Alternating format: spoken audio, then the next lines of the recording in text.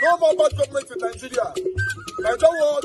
The only media that have been consistent speaking against the bad government and for the purpose for reformers. Nigeria what? Yo!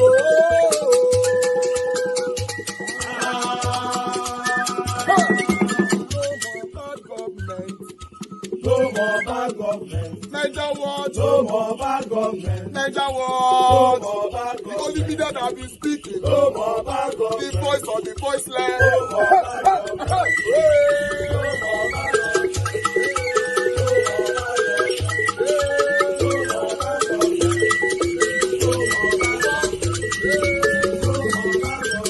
Niger what? No more bad government. For the poor. No more bad government. Niger what? No more bad government. Niger what be here? No more bad government. No more bad government. No more bad government. In Nigeria. No more bad government. No more bad government. No more bad government. The only media. No more bad government. The number one media in Nigeria. No more bad government. That have been speaking against government. No more bad government. Niger what? No more bad government.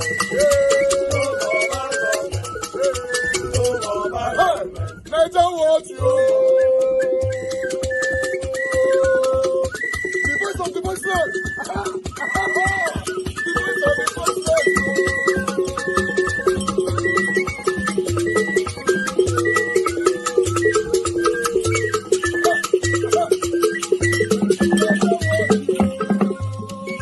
Voice for the voiceless.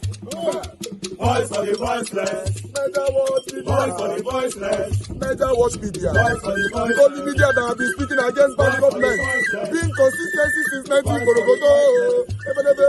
Voice for the voiceless. Voice for the voiceless. Umuwame. Voice for the voiceless. Umuwame. Voice for the voiceless. Voice for the voiceless. Voice for the voiceless. Voice for the voiceless. Voice for the voiceless. Voice for the voiceless. Niger watch you. We have been seeing all you guys have been doing, and we recommending to everyone in Nigeria, saying that you guys are the number one. Niger what you.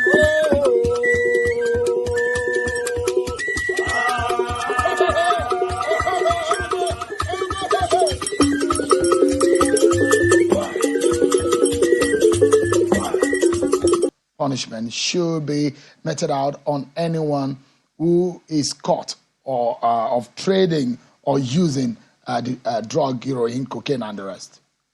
Number one,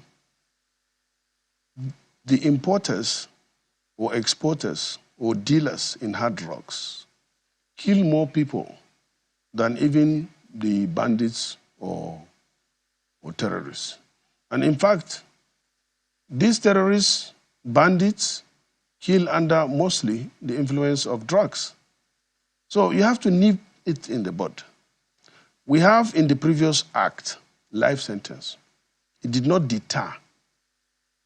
I want Nigerians to understand that Ndume is not proposing that you should just go and kill all the drug dealers. No. Death sentence should be a deterrent. And anybody that involves in such criminality means that he's ready to die for it. So if he's killed, it's not a big deal. And the earlier we do something, you can imagine what drugs has done to Nigerian youths and even the country as a whole, the image of Nigerians. So you look at other countries like China, yes, Saudi Arabia. China, Saudi Arabia, Taiwan, Bangladesh, name it, many. Is it working for them? It's working, it's working. If you go to the prisons now in Indonesia, China, where the drug, those that are waiting for their death sentence, that are drug-related crimes, mostly are Nigerians. But the human If rights... you go to Ethiopia here, Yeah, the human which one rights is human rights? No, Wait. no, hold on, Senator. Don't The go human there. rights body, just hold Which on. one is human rights body? Please, I don't want to talk about They've that. proposed... What of the human rights of those people that they are killing? What of the right of those people that they are killing? Don't go there, please. Talk about the right thing, not to human rights. Who this human rights that you are talking, who gave them the mandate? But this is not... Wait now, I'm the lawyer, I'm a senator, I have the right. People elected me to make laws, and you are talking about human rights. All these people that will go and open office and say they are human rights, fighting the rights of people. What about the right of the people that are being killed? The drug is killing our youths. The drug is killing our society. The drugs is giving our country bad name, and you are saying human rights. Maybe they are drug dealers too. Anybody that is supporting criminality is a criminal. And I'm saying that the death penalty, there is a global advocacy against the use of death penalty as a deterrent or as a punishment. No, even in America, there is death penalty. There is a moratorium. Even in America right now, they are killing, there is death penalty. It has not been, some states. There was a moratorium on the use of death penalty. No. It was a global advocacy. No, I'm telling you, law. Don't tell me what you don't know. There is death penalty is applicable in America right now. I'm saying there is a moratorium. Which one is moratorium? Moratorium is hold on the use because there are advocacy globally. Which one advocacy? About these are promoters of criminality. They are promoters of criminality. You think that death penalty will actually be a good deterrent? Yes, it's the best deterrent. If you don't go and do drug, nobody will kill you. If you go and do drug, you are killing people. In fact, you have killed, mostly, that means you have destroyed the life of many people, killed so many people. So if they kill you, you are only one. And you are saving these people that would have died because of what you are doing. There are those who will say there is a kind of offense that is common to the political elite, which is corruption. Yeah. Why are we not using the death penalty? Let me tell you, point blank, if death penalty is supposed to be included in corruption too, I will support it. But you don't go, somebody that stole 1 million, you go and kill him, and then somebody that stole 1 billion, you go and kill him. No, but I'm in support of saying you have progressive. If you steal 1 billion, maybe you go to life imprisonment or imprisonment for 20 years. I support that. But if you go and steal, like some people are hearing 1 trillion and government's money, that means you have deprived so many people. No, that person should be killed. So we should start thinking about that. That too. But let's start with the drugs because it's the most important one. And then if the politicians or public servants or whoever is engaged in corruption, no, corruption is they kill people now. This Bangladesh recently sentenced a woman, a bank manager, who is to start for the financial criminals, that are causing dollar to go up, that are doing, what do they call it, money laundering within them, the banks, that are charging people anyhow, and then they are not accounting for that people. Before you come to us politicians, I know that is the direction you are going. We politicians, even if you call us anything, if you compare us to all the corruption, our own is a very small one. Our corruption is people-driven. You steal all the money, you go and share it with the people. If you don't, you are not coming back after 4 years. So that's the reason why most of you steal the money? No. Some will go and keep it. There's no reason for stealing. I've been in the National Assembly. I can't say, people will not look at it on the TV now and say, I'm a clean person. No. I have to say the truth. So, Senator, if you look at it, Senator Adams Oshiomhole opposed it. No. What do you think about his No, I don't want to talk about comment? what position. He has the right to for No. That's a debate. He didn't debate it now. Let me tell you what happened. I moved for the amendment, and it was seconded immediately by my deputy. And most of our members, and let me tell you, even initially from the committee, I'm not part of the committee, but majority of the committee members that sat to do that report suggested that death sentence. Somewhere along the way, finally, they brought the report so that the committee in the whole of the whole will decide. In order to ensure that these programs, in order to ensure that this project get down to the common woman in the village, in order to ensure that this project gets down to the girl child, to the boys, to the youth, what is the state doing? Because we cannot continually sit down and say, well, the president, well, Mr. President, what are you doing? Well, Mr. President, what are you doing? That is not it, because it's doing everything to ensure that the country, our beloved country, Nigeria, is on the map.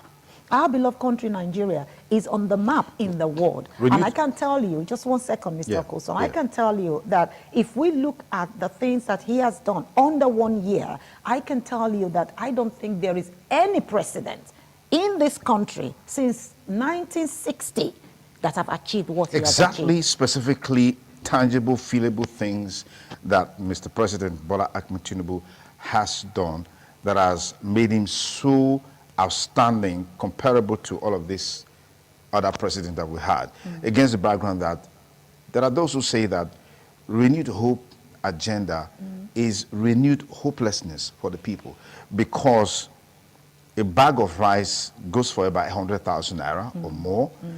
Gary is on the, is on the rise. I mean, the basic things that the ordinary man on the streets needs, requires to live on, they are unaffordable. Okay, they are not accessible. Let me just stop what specifically? So, yes. Let me just, because you gave an example, let me go with your example. Yes. You just said a bag of rice is 100,000 naira. Now, with the Renewed Hope Initiative, you knew that every government, for example, and I'm going to give you an example, every state governor got these bags of rice transported to their state to deliver to the people. Now, let's ask questions. Where is the one for Edo State? Are we going to point the finger back to the president? No, you tell me, where is it? No, I'm asking you. No, you shouldn't ask me, because you are the one telling us the bags of rice. It's already come down to the state. So no, of course we should ask the governor. Let's ask our governor. Let's ask His Excellency, the Governor Obaseki. Okay. Where is the rice for Edo State? There are a lot of things. Now let's talk about, if you want to talk about things that have happened and we're looking at where is the feedback. Now, for example, there was an 18 billion that was given to this state from the federal government for the reconstruction of the federal roads that was done by His Excellency, the former governor of Edo State, His Excellency Comrade Oshomole. Now, where is the money? And now, where are the roads? Where are the roads that were constructed? So the fact that this money has been released, again, let me give you another example. 24 billion of the Paris Fund was released, Mr. Okoson. Now, again, let's ask Mr. Governor of Edo State. So if you said 18 billion naira was used by the government of Comrade Adams Oshomole on roads, that money has been returned to the state. Which road exactly? Is it the Benin Sapele Road, or the Benin Agbo Road, or the Benin Ekpoma Road that has been comatose since the federal roads? Yes, I'm talking about the federal roads. Federal roads. Yes. Money was released for the reconstruction of these federal roads. We all know the state of the federal roads in Edo. We don't even want to go there, because we are all flying across, because nobody wants to take the roads. Now, this money was released by the federal government for the reconstruction of all these federal roads. But again, as we sit here, we know that the federal roads are in a state of no return. So what happened to the money? So are we going to go back to His Excellency Bola Ahmed Tinubu to say, oh, the federal roads are not being done? No, we need to point our fingers to where we're supposed to be pointing it, because this money came into Edo State. Where is the money? Why is the federal road still looking the way it is? I just talked about the Paris Fund, which was 22 billion or 24 billion thereabout. It went to all states. Check Google, it's all there. So what did Edo State in particular, since we are sitting in Edo State and we are talking about politics today, what did our governor, this current sitting governor, what did he do with the money? Because we can't see anything happening. So rather than pointing fingers back to the presidency and saying that the government of the day is not doing anything, but the money is coming in. So we should look at the government of each particular state and ask them, what are you doing with the funding that you are getting from the federal government? Life became unbearable. Hold on. Yes. Because there are some states, Mr. Okoson, where you go there and you see transformation, infrastructures, things are moving on well. And then you go to other states and you are thinking, what happened in this place? So you talked about food. You talked about food, for example. Now, I knew, as a media person, that there was this palliative that was released. across the 36 states, including FCT. Where are the ones for the states? Let me not mention a name of a particular state. I knew that there was when these bags of palliative rice went to a particular state in this country, and then instead of the governor or the sitting governor to distribute this palliative to the people, it was hoarded and kept in a place and waited until it was time for election. Now, since His Excellency came in on board as the president of this country, yes, I agree that a lot of things were inherited by the former administration, and things needs to be put in place. And honestly, I can tell you that His Excellency hit the ground running. The First Lady of this state hit the ground running. There's been a lot of relief measures, things that... Hey, God. Now, wow. Broad daylight robbery. Broad daylight lies. And wow. Thank you very much, my people. Good morning, good afternoon, good evening to every one of you. I appreciate you all, my people. Help us to press on the like button and help us to share as well. Let's do this together and go and God bless you now. It's good to be back here again. Today is Saturday, 11th of May, 2024. But meanwhile, before I move on, I'd like to quickly appreciate and acknowledge a few of you right there. Starting with Mother of all Mommy Diaspora. Thank you very much, Mommy, for all you do. Good evening to you. Happy weekend to you. Thank you very much, Dr. Happy Life. Thank you, Ebuka John Olga, Patience Demudia Francono. God bless you all, my people. Thank you very much, Yande Kings. Thank you, Patricia Enofe, my dear sister. Thank you, Peggy Modi. Appreciate you. Thank you very much, Amaka Afojebi. It's good to hear from you, ma. Thank you very much. Thank you, Mr. Joseph Oji. God bless you, sir. Thank you, Asamota Bright, my brother, CXL, Austin Obiezele. Thank you very much. And God, and I go bless you now. Marvis, I want to say thank you. Vitus Ekwabelem, Mr. Johnson Emmanuel, Mike Akembari, and many others that just coming in.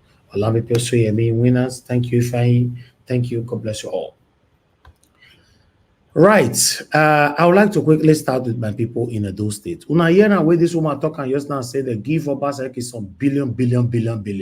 So I go ask him, say Tinubu give him billion for the first 1 year in office. So what he use and they do. So this woman is actually saying that she will not allow people to be criticizing Tinubu even when Tinubu is doing something for the state governors, but they are not talking about it. Wahala. Obaseki, they say they give you some 20-something billion. I thank God seen on a television for Edo State that for talk this one. So and Nigeria was just done, and I say, Nigeria was done like Obaseki. Nigeria was done like Obaseki. And like say they say you make you like anybody, right? This woman is calling out Governor Obaseki now that Tinubu give her billion.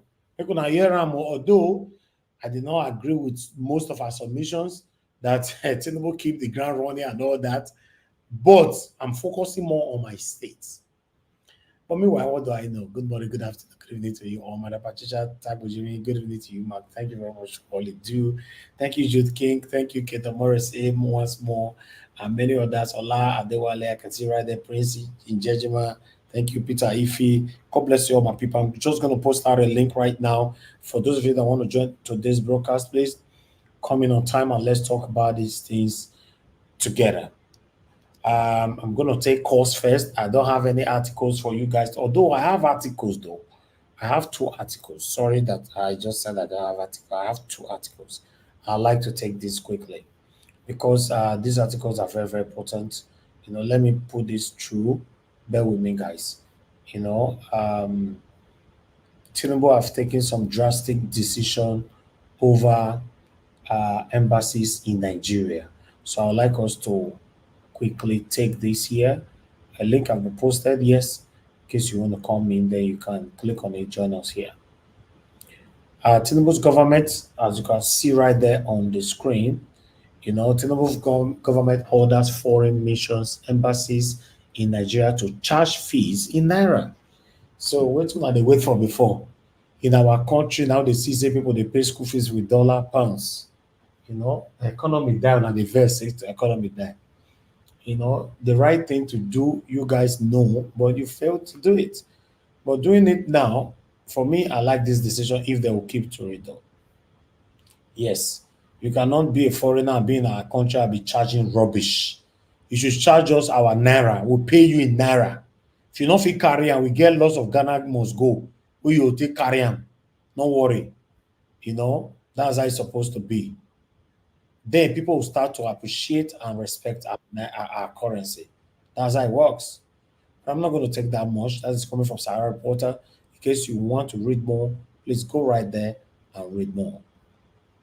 Thank you very much, my people. I appreciate you all. I'd like to quickly bring another one in so that we can take it from here. Thank you, Madam Patricia. I can see you already on the backstage in case you want to off your camera. Mr. Alex, I can see you already. I'll add you guys into the screen shortly. Let me quickly take this. As you can see, Peter Obi condemns recent abduction of Kogi's students.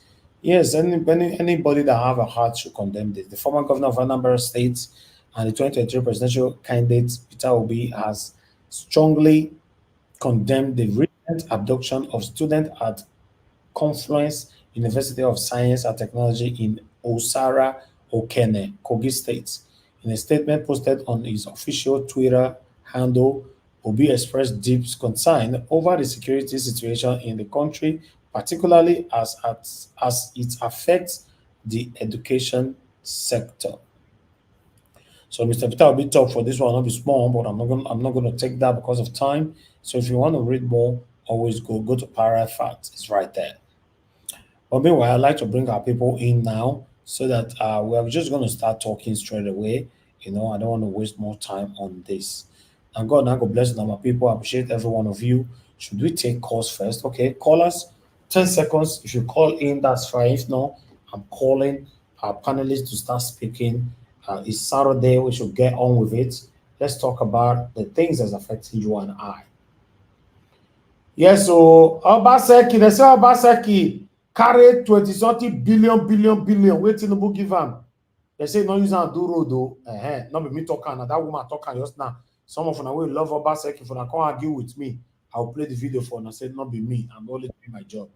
Thank you very much, Mr. Shimize, for calling in. Sir. Good evening to you. Please talk to us. You have 3 minutes. Good afternoon, good evening. Thank you, sir. I greet everyone on Watch family. Nigeria Watch, you make me feel sad. Like you make me feel sad right now. The kind of sadness we are in during after election. Man, I don't know why I brought that this last video. It made me go hungry too much. How you gonna bring that kind of that woman lying? She lied too much. What is he talking about? So this Tinubu is the best president. What are they talking about? What are they talking about? The best president? Hey, oh my God. Where are we gonna go from here, please? What kind of something is this? This is No cry. Please stop crying, sir. Stop crying. Don't worry. Nigeria will be better. Stop crying. Stop crying. Stop crying. Do you need a tissue? Do you need it? Stop crying, sir. Stop. Don't cry. Don't cry. Or you want me to join you to start crying now? A broad daylight lies. Hi, God. Oh my God. Everything this woman said, he said propaganda. She said, no, the one in a, excuse me, sir, the one from my state, not be propaganda. Oh. She said, Tinubu give Obaseki billion. And let Obaseki arrest her now. Let Obaseki arrest her.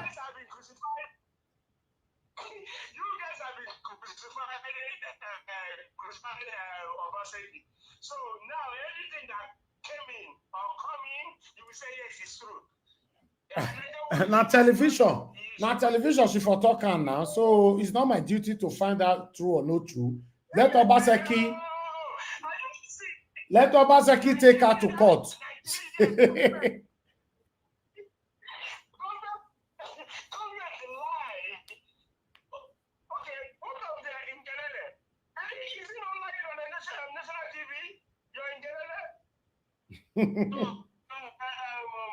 Information minister, he lied to all of them.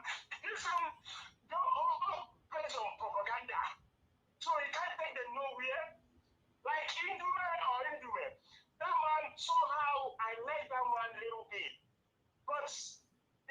see something like I like, but some of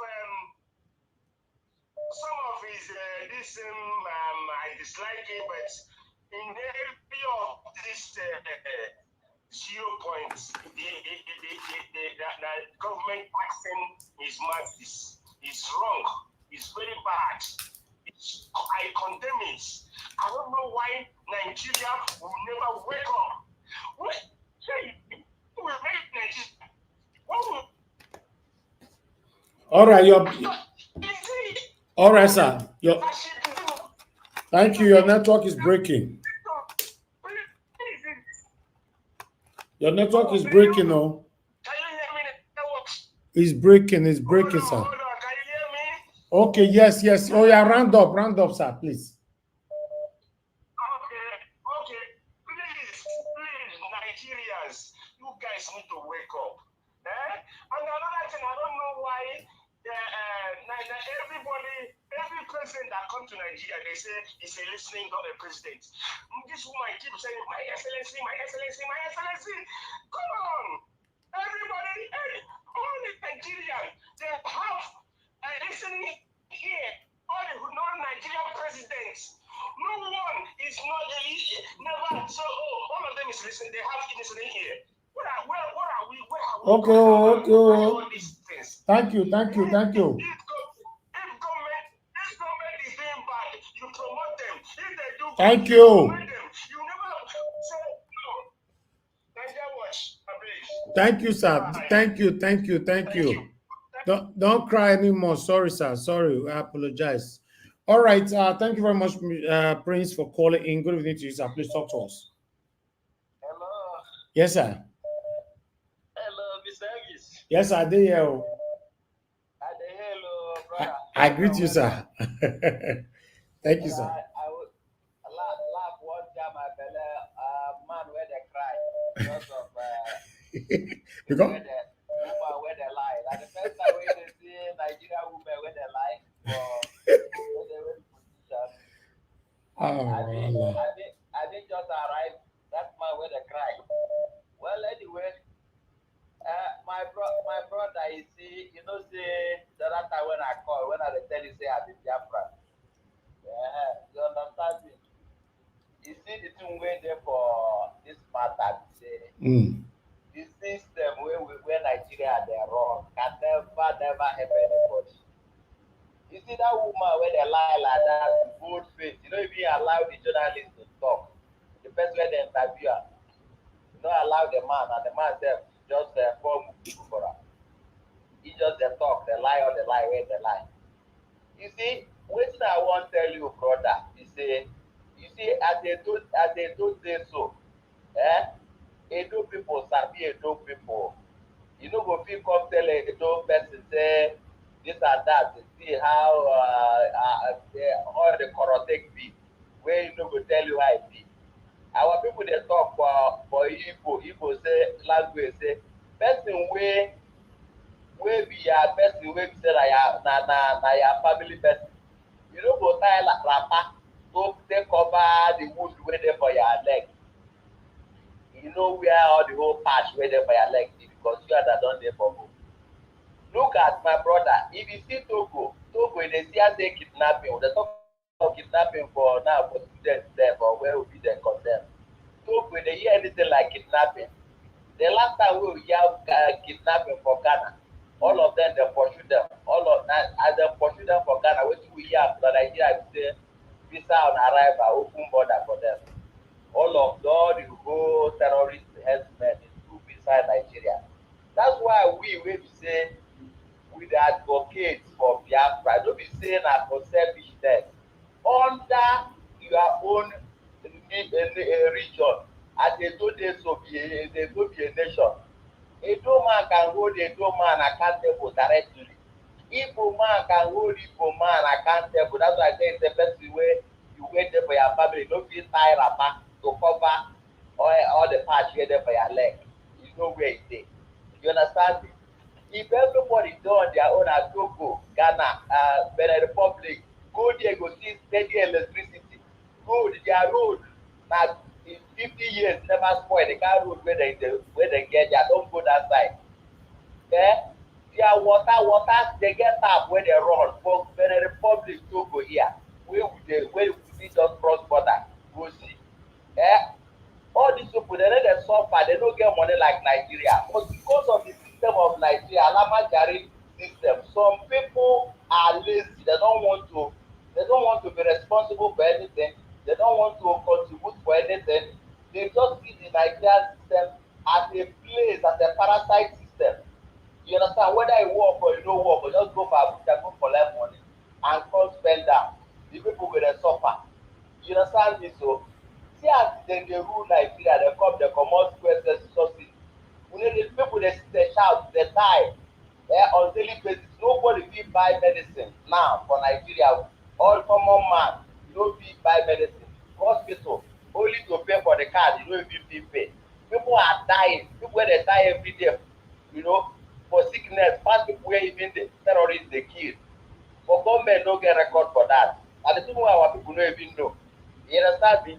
So my All brother, right. as I Thank you. say, it's why they tell you, it's why they tell us, say, you see this country wey be Nigeria, that system Thank wey you. give them all this Alama Jari grant to everybody to carry cow enter your house and then All right. we don't Thank you. Thank you, sir. if there is that system no break, my brother. Thank you, sir. Thank you. Thank you. Thank you. Thank you. Thank you. Go in circle. Okay. God bless you, Thank sir. you so much to my brother for the opportunity. God God- bless you. God bless you, sir. Continue your good work. God bless you, sir. Thank you, sir. Okay. Let me take just two more calls, then we are done. My brother Bright Asemota, I'm returning your call. Quickly pick up and speak to us. Guys, press on the like button, help us to share. Do your part as I'm doing my part right here. Okay, Bright Asemota, if you're there, please talk to us, my brother. Good evening to you. Good evening, Mr. Niger Wash. I greet the house. I greet everybody. Thank you.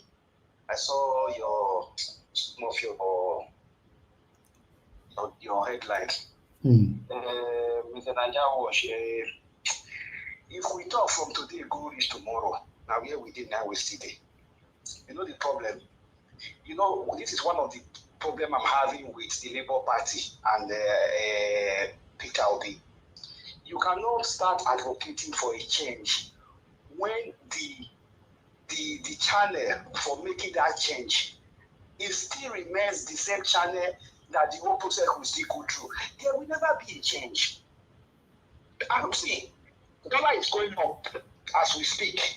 Bag of rice is flying. No fuel. Everything is in the chaos. Then everybody is saying, "Oh, what do we do? What do we do?" As we are doing that today, tomorrow, next, before you know, we are going closer to the end of the tenure of this current administration. And nobody has given me free to say, okay, now, let us forget whether Gary go up, price go up, or anything. Let us focus ourselves on how to remove INEC from the governing body for the electoral process in Nigeria. Let us have an independent one that agrees with the citizens of Nigeria so that we can elect people who we want. Because if the process, the INEC process is not changed, now that we still go into a comeback now where we did. That is when we have senators like that man talking to Shehu. And sometimes when we see all these media houses interviewing all these senators, let me tell you, most of those big media houses, even to arise, they are all owned by the CEOs are all politicians.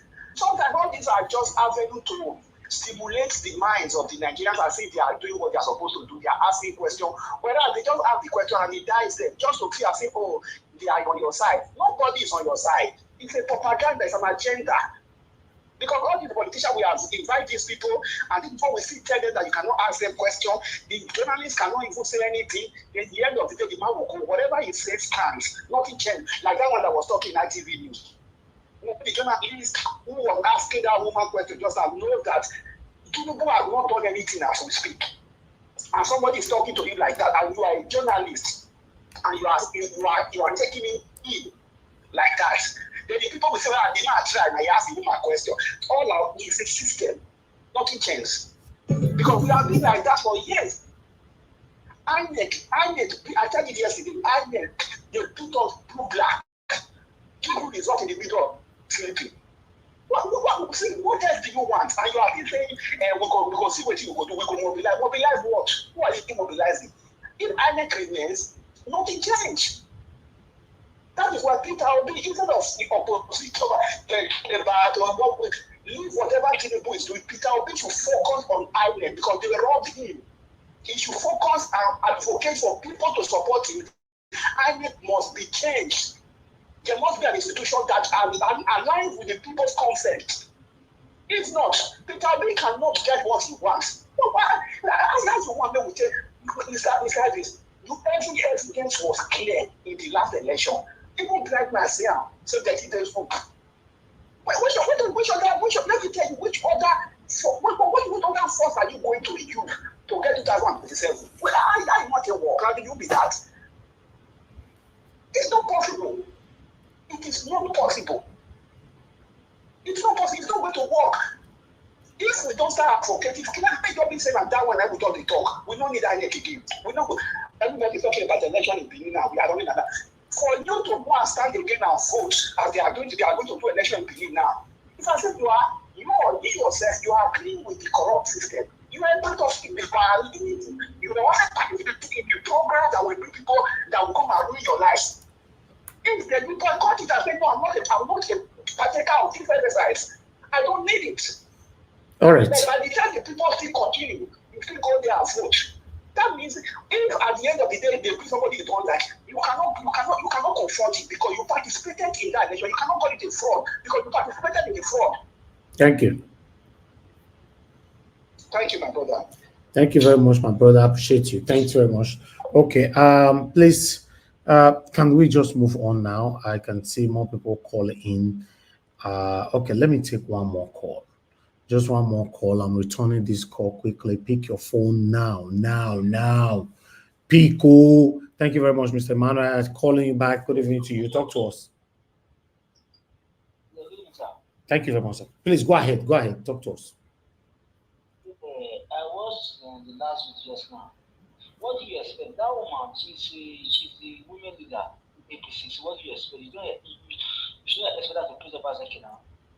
All what she was saying was just lies from the pit of hell. Are you getting me, sir? Mm-hmm. All what she was just a pit of hell.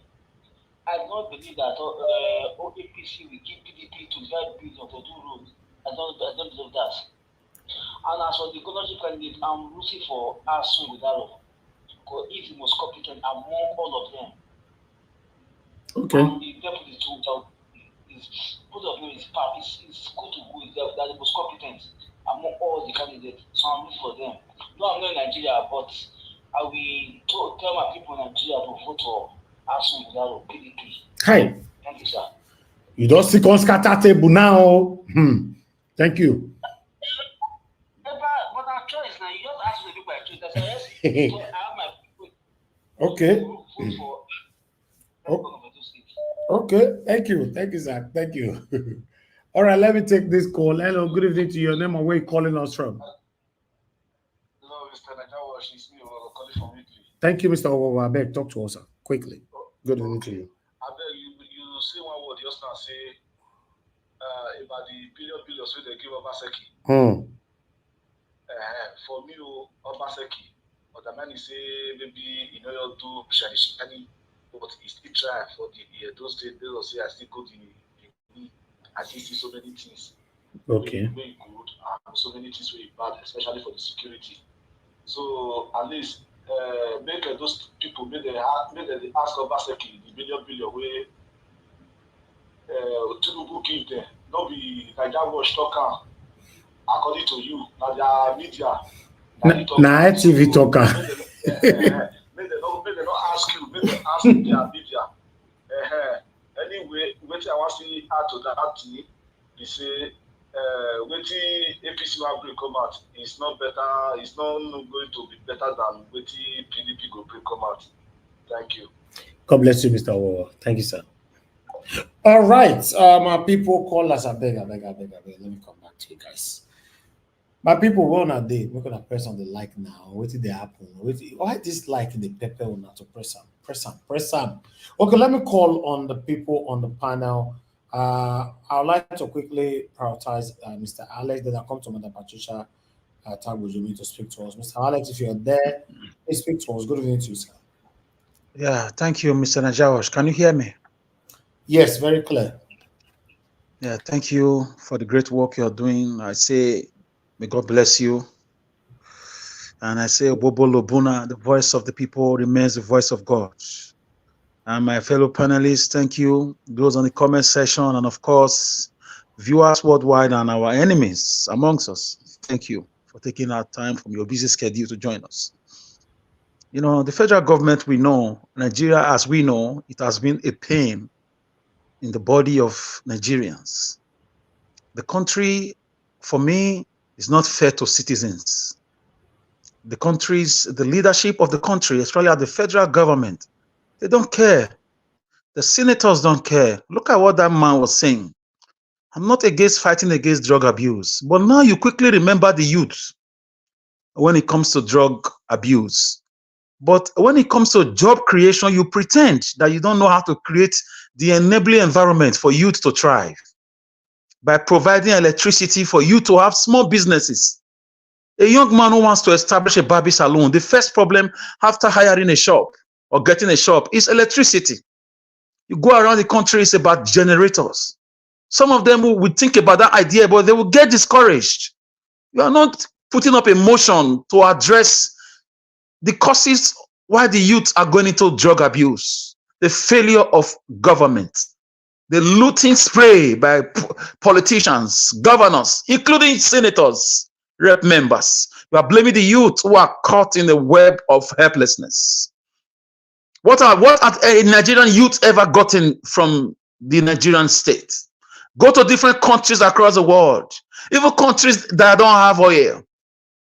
Youths are being encouraged to study by giving them stipends for their transportation or for their education. Government pay youth to go to school. Norway is doing it. Even Botswana is doing it in Africa. Go to Sweden, they are doing it. They don't have oil. They pay young people, citizens, $400 for their upkeep as a student. Go to UK, they have student cards. They subsidize things for students. If the normal person is buying something for £3, but as a student, if you have your card, they will bring it down for you. These are things that they will never discuss in the Senate. You are quick to remember the youth. You are quick to condemn young people.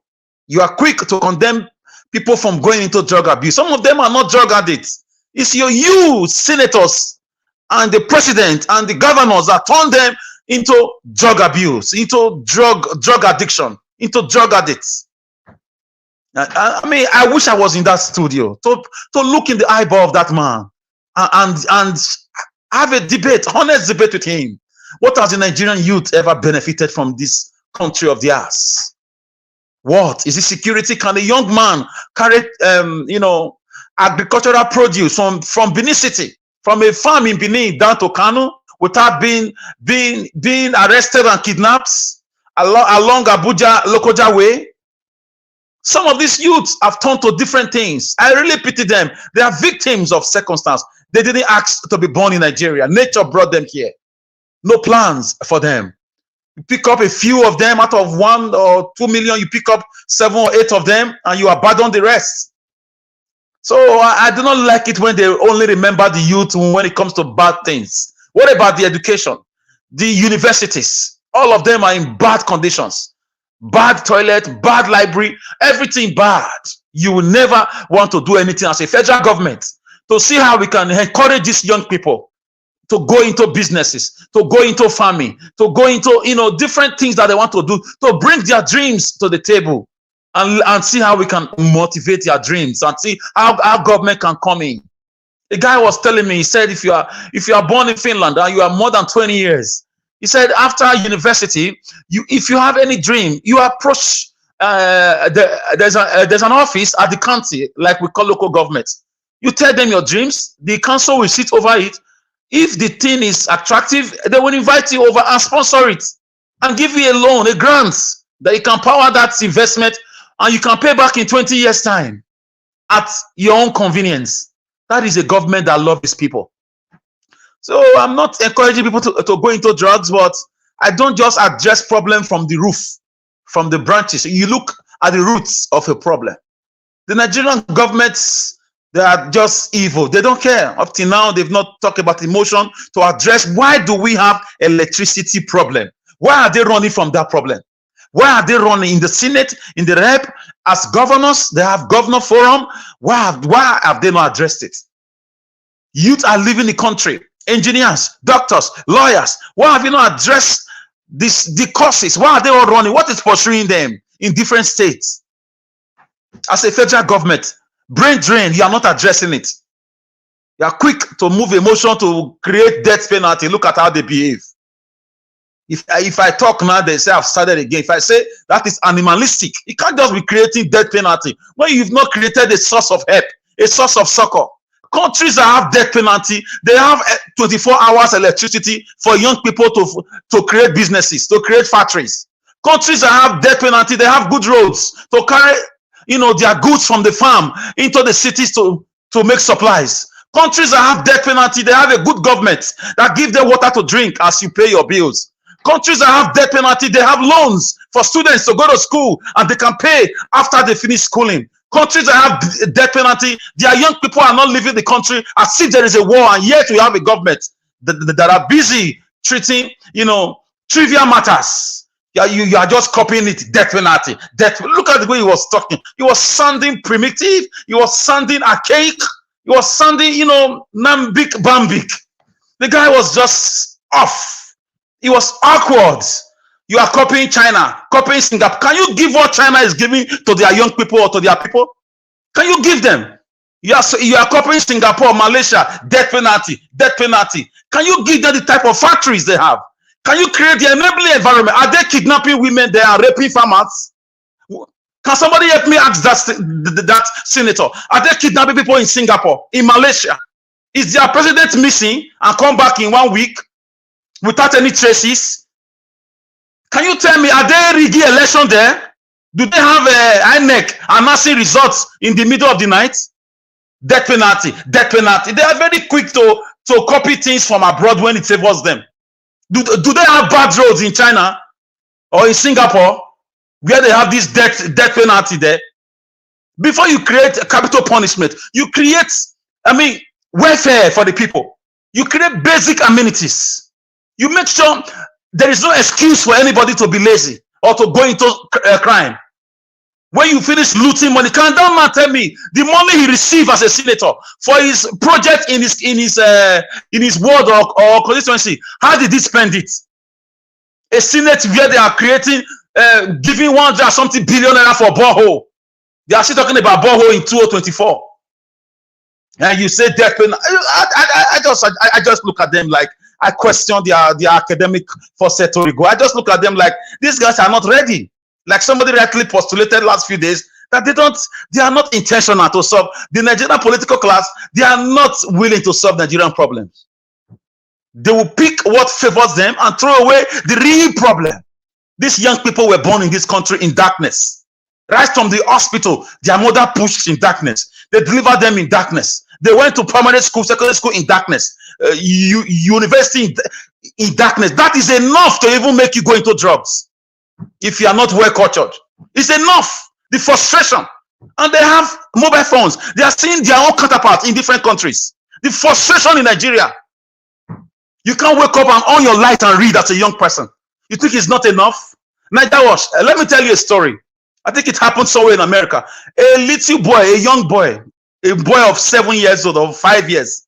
He just woke up and in the morning he was ready, to eat. The father and the mother were so tired. He went to wake them up. They didn't wake up on time to serve him. He was really hungry. He could not make food. He was really young.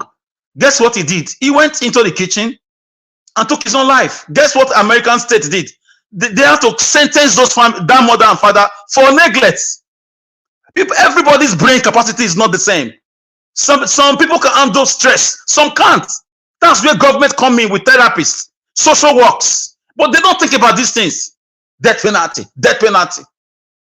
If I call him Aboki now, people will tell me I'm tribalistic. Nigeria was Mr. Peter Obi condemning the recent. Let me address a caller that called about the INEC. My dear caller, I stand with you on that. I've talked about it a long time ago. I've talked about it. I know Mr. Peter Obi is not physically revolutionary. He's a psychological revolutionist. He's doing what he can do according to his nature and his strengths. Some of us won't take what INEC did to him. Trust me. Some of us, if God elevates us to the status of Mr. Peter Obi and we have that kind of victory, forget about Nigeria. Nigeria was forget about Nigeria. Even Edo State self, if God give me the chance to run for elections and I'm robbed, forget about it. Oh, you go too hard. Oh, by the grace of God, you go too hard. So Peter Obi is different. He's different, and there are leaders like that. People are different. So I think we'll find a way to question the INEC, but I don't really think it's about the INEC now, because they will remove this one, they'll bring another devil again. What do? It's a system thing. I advocate for the change of the constitution. This is what Jonathan called for a national confab in 2014. We will continue to talk. We have to keep talking. In fact, we've not started. The talking is hitting them. It's hitting everywhere. There's nothing else we can do. Thank God for social media. So it's the constitutional change we need, not changing one demon from a legion of demons. We have 1 million demons. You are just removing one. We have to change the constitution. The citizens have to have public opinion. People have to make it go viral. Hashtag change the Nigerian constitution. A constitution that gives too much powers to the president, too much power to the governors, too much power to the senators, too much power to some military people, and the citizens are left powerless. Citizens have no channels of communication apart from the social media just now. Elections nowadays are conducted, guided from the social media. In fact, and won on the social media before it goes on the physical ground. They know these things. That is why they send people online to go and talk. Is it a mockery and the rest of them? Voila. This is why they send people, because they know the power of social media. So we have to take advantage of this social media before they will block it from Nigeria to create constitutional change. We need it. Our constitution, we don't know who wrote it. We don't know why it was written. Who was there? Normally, when a country is creating a law, everybody from that country, every tribe is represented. Even if there are 100 people, somebody is going to the center to go and stand for them. Before that person leaves, there's a meeting at that village on what they want. Somebody that is grounded on the needs and the demands and the culture of that people. Our constitution, we just woke up, Abacha died, Obasanjo was released, Abu Salami came in, British CIA and the British people were busy in Abuja and also and Lagos. Before we know, they had a constitution. Babangida was busy. We just got a new constitution. How? Who did it? When was it written? So these are the roots of the problem that we must keep addressing. If it's not important, Jonathan Goodluck will not call for a national confab to address the Nigerian constitution. And the recommendations are there.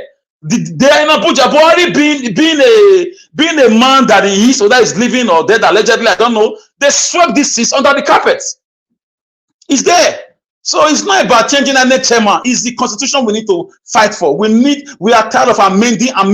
It's like you have one cloth. You are passing it since 1999. You can't keep passing it. So we need to abrogate it. We need to abolish it. We need a constitution that reflects the diversity of the nation, or a breakdown of the country. People don't like this when I go here. Break the country into 3 or 5 countries and let us exist as neighbors. Why are you afraid of breaking the country? Why are you afraid? We can do it peacefully and exist as brothers and sisters. Sweden and Denmark did it. We can do it. Some people are afraid because of the oil in the delta. So I'm waiting and praying for that oil to dry up so that everybody can rest. Because the oil is one of the biggest problems we have in Nigeria. Nobody wants to go to farming. They put herdsmen and killers in different farmlands just because of the money coming from the oil. When there was no oil, we had cocoa, we had granules, we had rice, everything. Ekpoma rice, Abakaleke rice. We've left all those things. And senators now, governors, all they think about is oil. So we need a constitutional change, not really INEC. INEC is just one of the demons. And let me round up with this, sir. As for the money Obaseki, they said they give Obaseki. I don't know. I don't want to talk. People say I hate him. I don't hate him. Edo State is 20 years backward. We don't have one good primary school under Obaseki. We don't have one good market under Obaseki. They are not accountable to us. Local government elections was stopped for 4 years. House of Assembly was run with 9 members for 4 years. It was a dictatorial, it was a military regime in Edo State, Nigeria was. So Obaseki should answer to history, he should answer to the people, and he should answer to that woman who came. And for that woman, I disagree with her. Tinubu is the worst thing to have happened to the Nigerian federal government. And I leave it to Mr. Njawo. Thank you. All right, Mr. Alex, thank you very much. Thank you, my brother. I wish, say now, let me are you the panel that have allowed you to talk for the next 78 years. But thank you. 78 years. Oh, I go one. I go do amo. You are aware. Thank you, my brother. Thank you, Mr. Njawo, again. Thank you. Say. All right, my people, right there. For those of you just coming in, God will bless our people. Thanks for your time. Please help us to press on the like button. Help us to share. I'm still waiting for my coffee. You know, I never get. Don't buy me coffee today. Press on the $sign. Buy me coffee. God bless you. Somebody calling my name. Yeah, I'm the one calling you. I said, is there a need for us to continue the show again? Since Mr. Alex, I think he has addressed the whole topic. Should we just close and go home? Now what time did they think with that? Oh, your goers. Mr. Alex. Thank you, my brother. Thank you. Plenty for your head, my brother. Oh, yeah, plenty for your head. Thank the only you. way we know Thank say, if I just talk for Benin, say vote for Akpata, I beg. Talk for Edo language, I beg. Talk now so that we'll close the show. Wagima.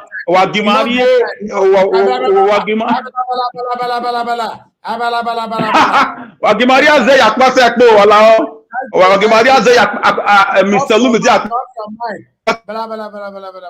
Thank you. You people cannot be playing politics with time. Give us a man just came from nowhere. You are now saying, in fact, I don't know my trick now. Madam Patricia. But if you appeal at Mr. Elmi, say this man is speaking the original Edo language, not people that need interpreter. If I tell him talk for his minutes, he means don't finish. No, I'm not going to play politics with minutes for you, I beg. What be this? Finally, I don't get coffee money. Somebody don't buy me coffee. What did they happen? Thank you very much, Dr. Happy Life. God bless you. I'm really, really grateful. God bless a lot of people. Thank you very much, sir. Thank you. All right, Madam Patricia, we are waiting for you. I don't call you now for the past 67 weeks. Good evening. I was just waiting for you to round up. Yes. I know. I'm just joking. Thank you, ma'am.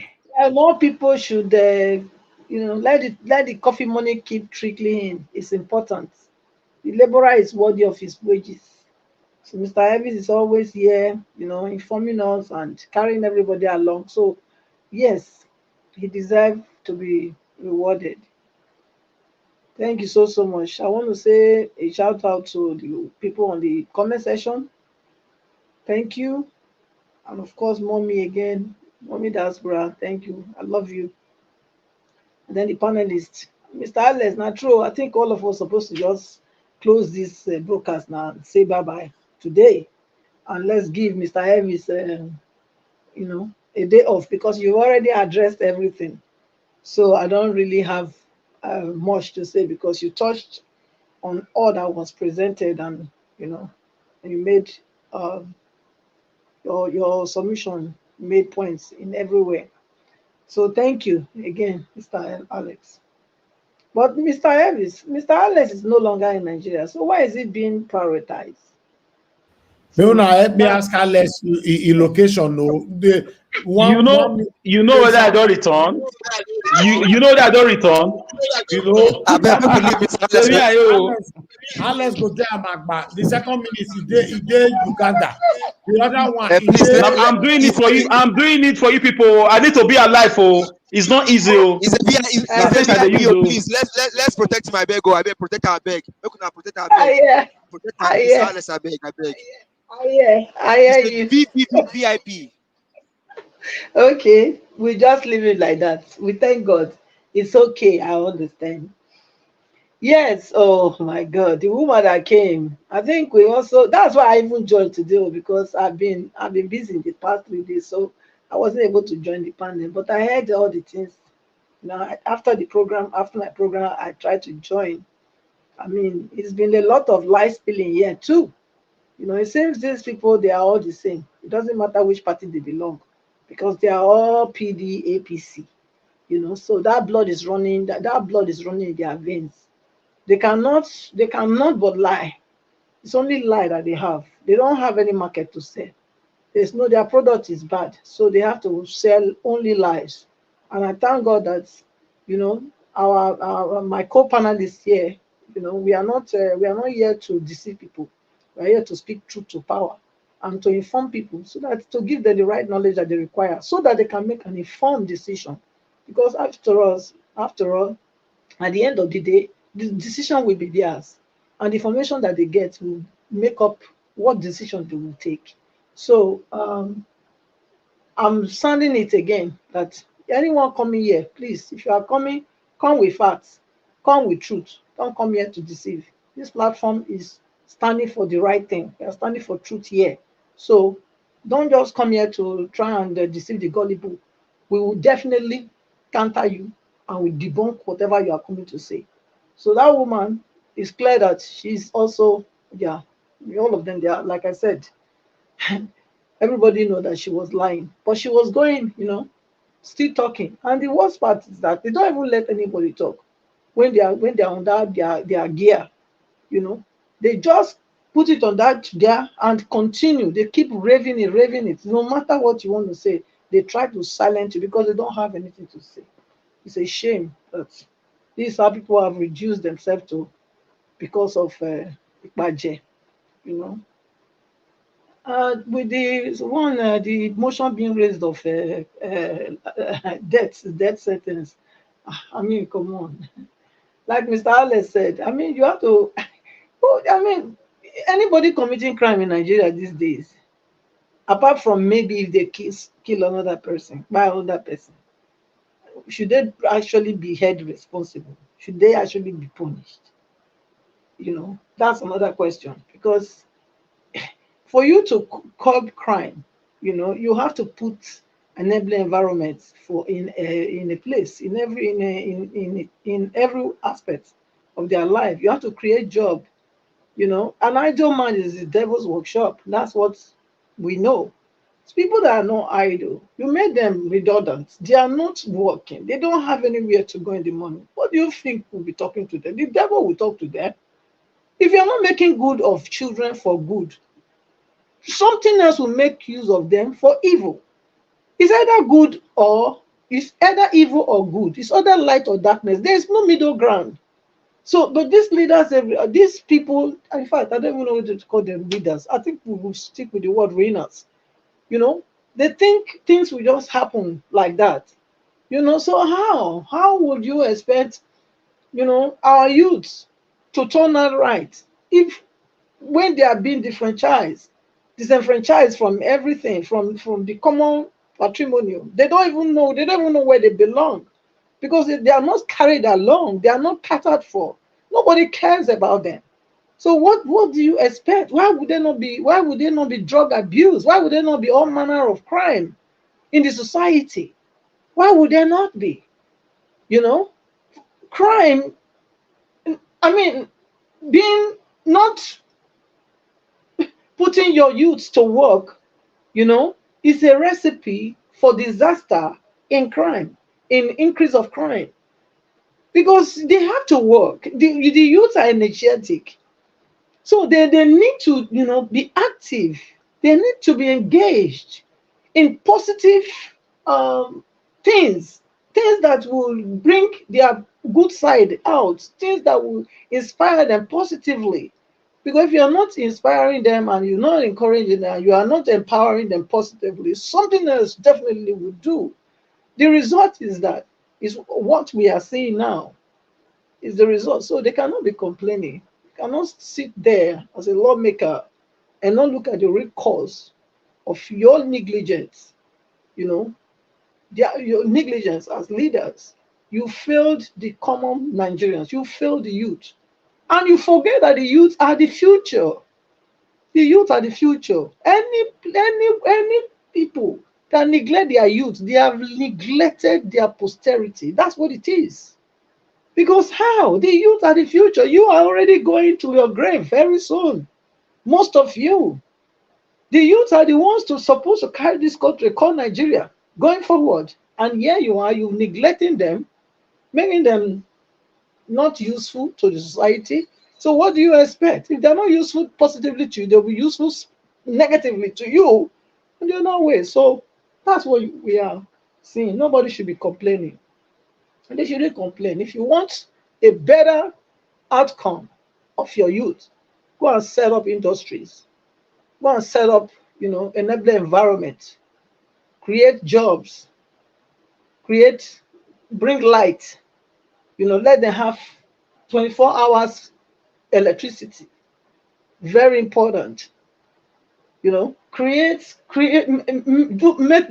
the roads, build more roads, construct more roads, and you will see that the youths, they will turn from not useful or useless, as you both call them, to productive and useful youths, and the crime rate will also drop drastically.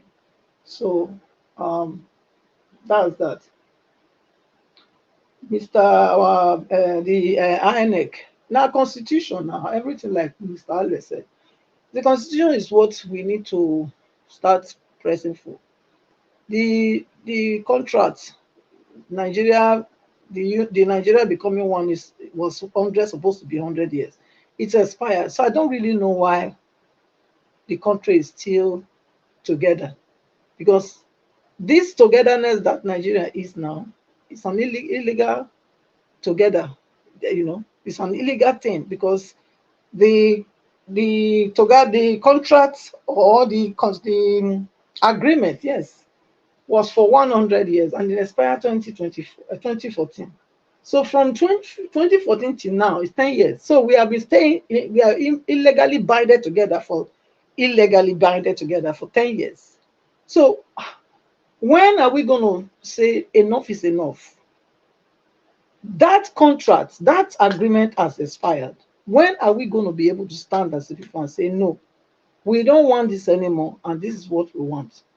So I think that's where we should be looking into. So on this election that we are still holding, yes, you can say it's good. For me, I already said what I want. I didn't want the election to hold, because I don't see any reason to be holding election when we have not addressed the fundamental issues that is keeping everybody hostage in the country. Fundamental issues are the Constitution.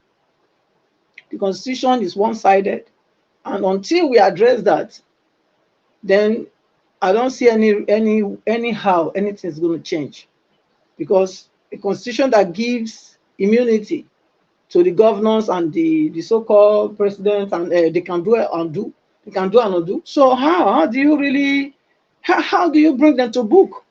The Constitution, frees them from any accountability. They are not accountable to anybody. So are we going to continue to go like this? I don't see any reason for it. So the best thing was not to go into this election. But since we've not addressed the Constitution matter, the elections still have to go on.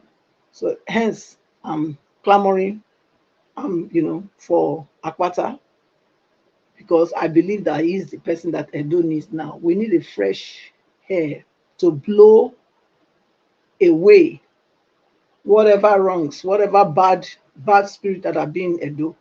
So an Akpata can do that, because he has not been associated with any corruption.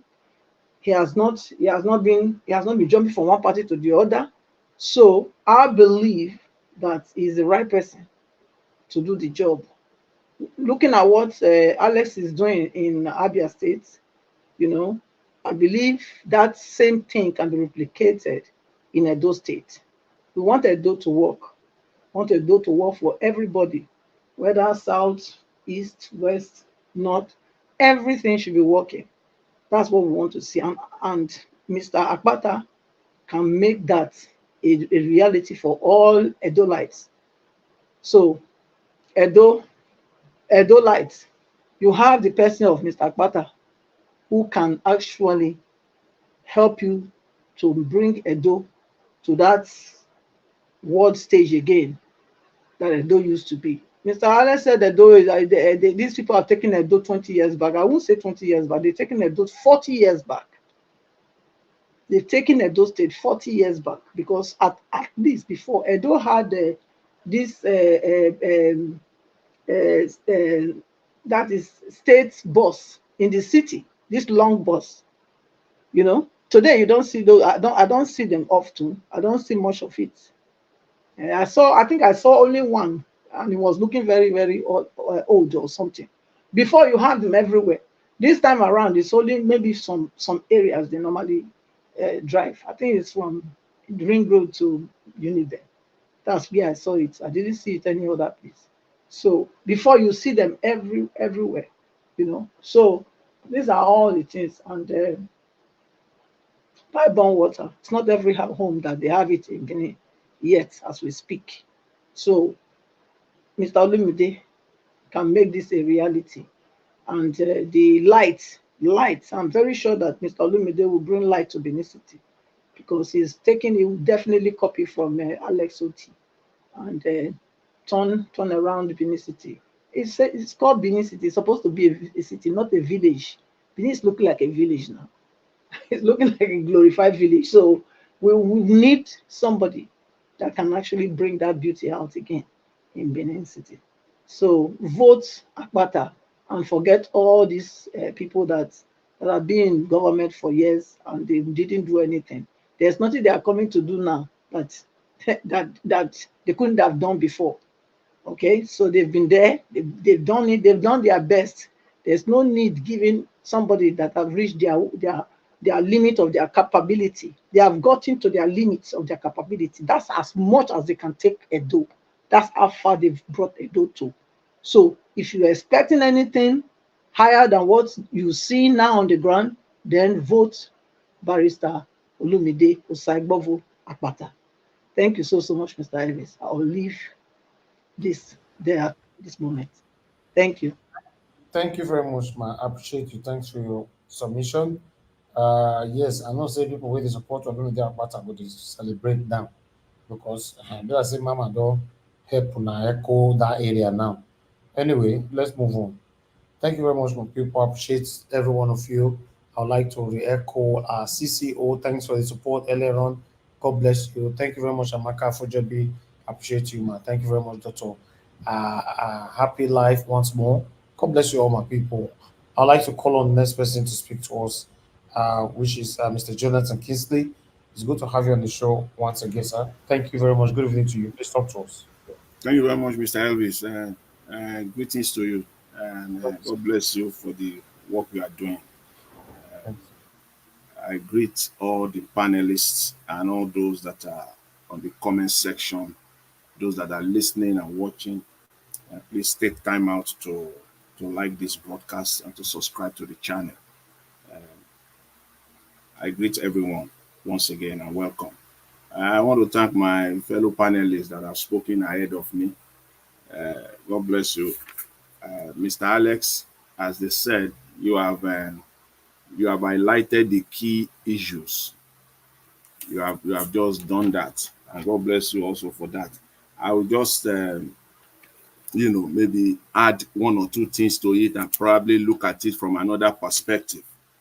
I think it was yesterday, one of our panelists here, Mr. Black Panther, he gave an example of Venezuela, a country with plenty of crude oil, and there is no oil.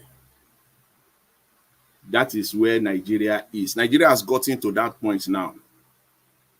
Plenty of crude oil. Plenty of them, but no oil. That is where we are now in Nigeria, whether we like it or not. You may see plenty of crude oil. They may say Nigeria has billions of deposit of tons of crude oil. It does not matter. It is you are only seeing it or imagining it with your eyes. is not going to translate into anything good for Nigeria. That's where Nigeria is at this point. So that will bring me to this senators or this house, this current National Assembly. They're talking about this death penalty for drug trafficking and drug abuse and all the rest of it.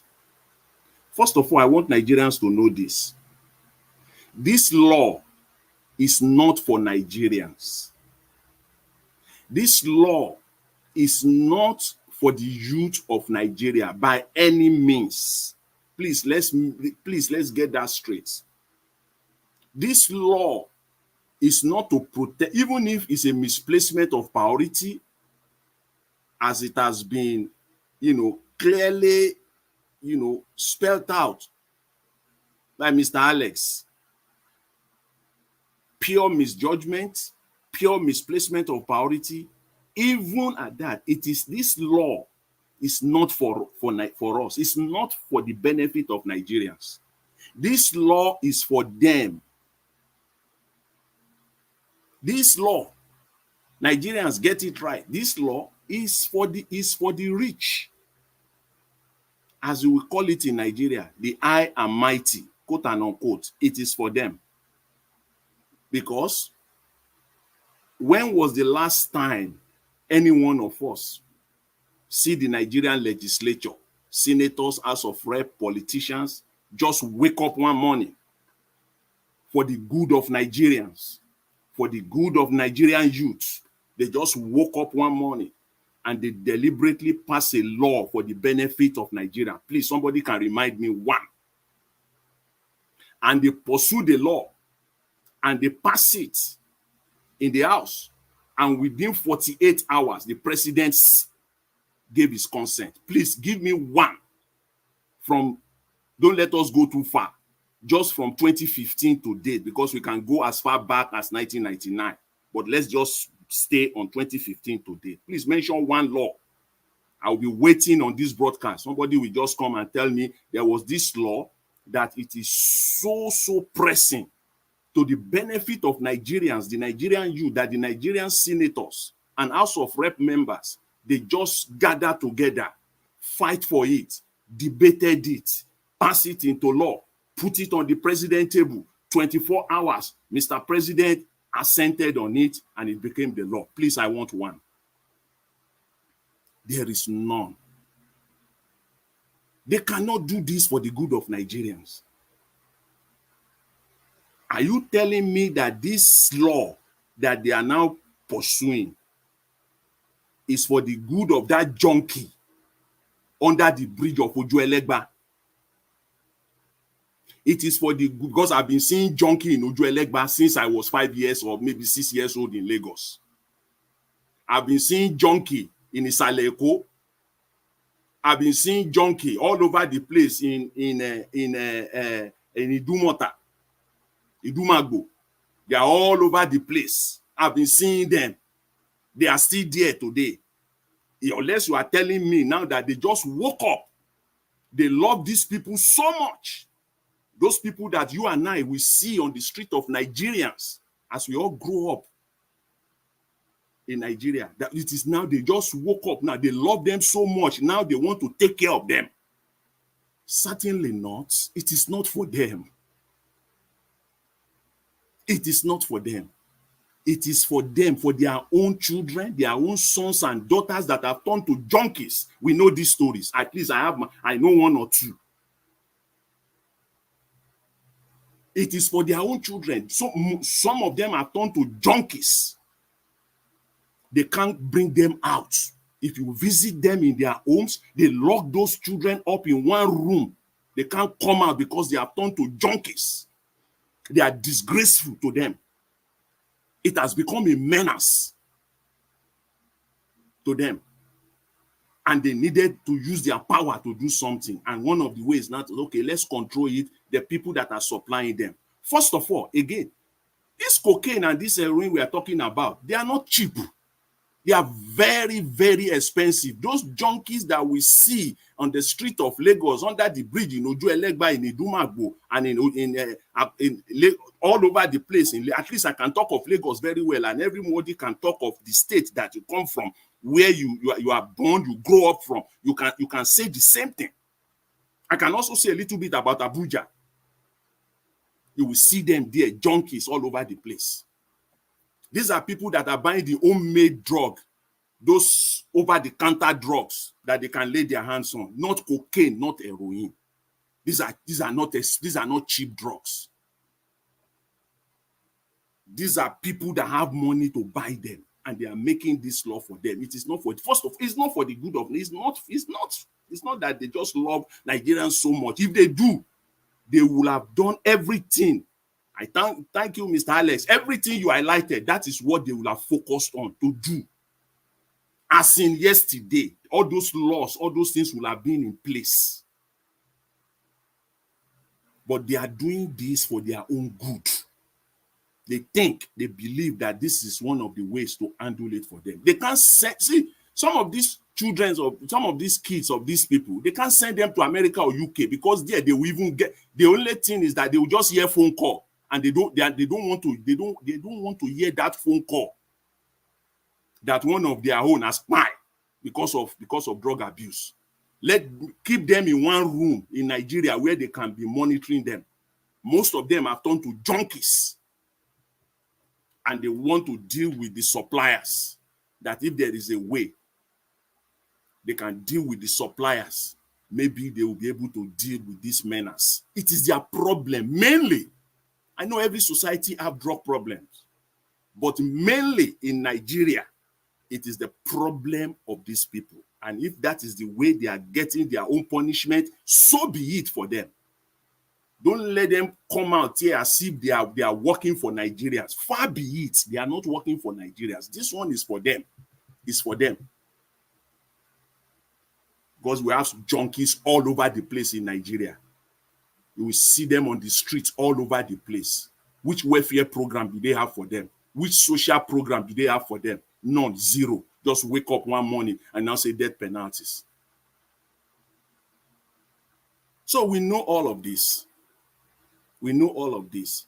These people, anything they do, whatever they do, it is not, mainly not for the benefit of Nigerians. First of all, it is for them. We are not fools in Nigeria. No, we are not. This woman, this Dr. Alile that was talking, is one of them, a sycophant who does nothing. I don't know how she gets her living, her money. Well, best known to her. But this kind of people, you know them when you see them, when they are talking.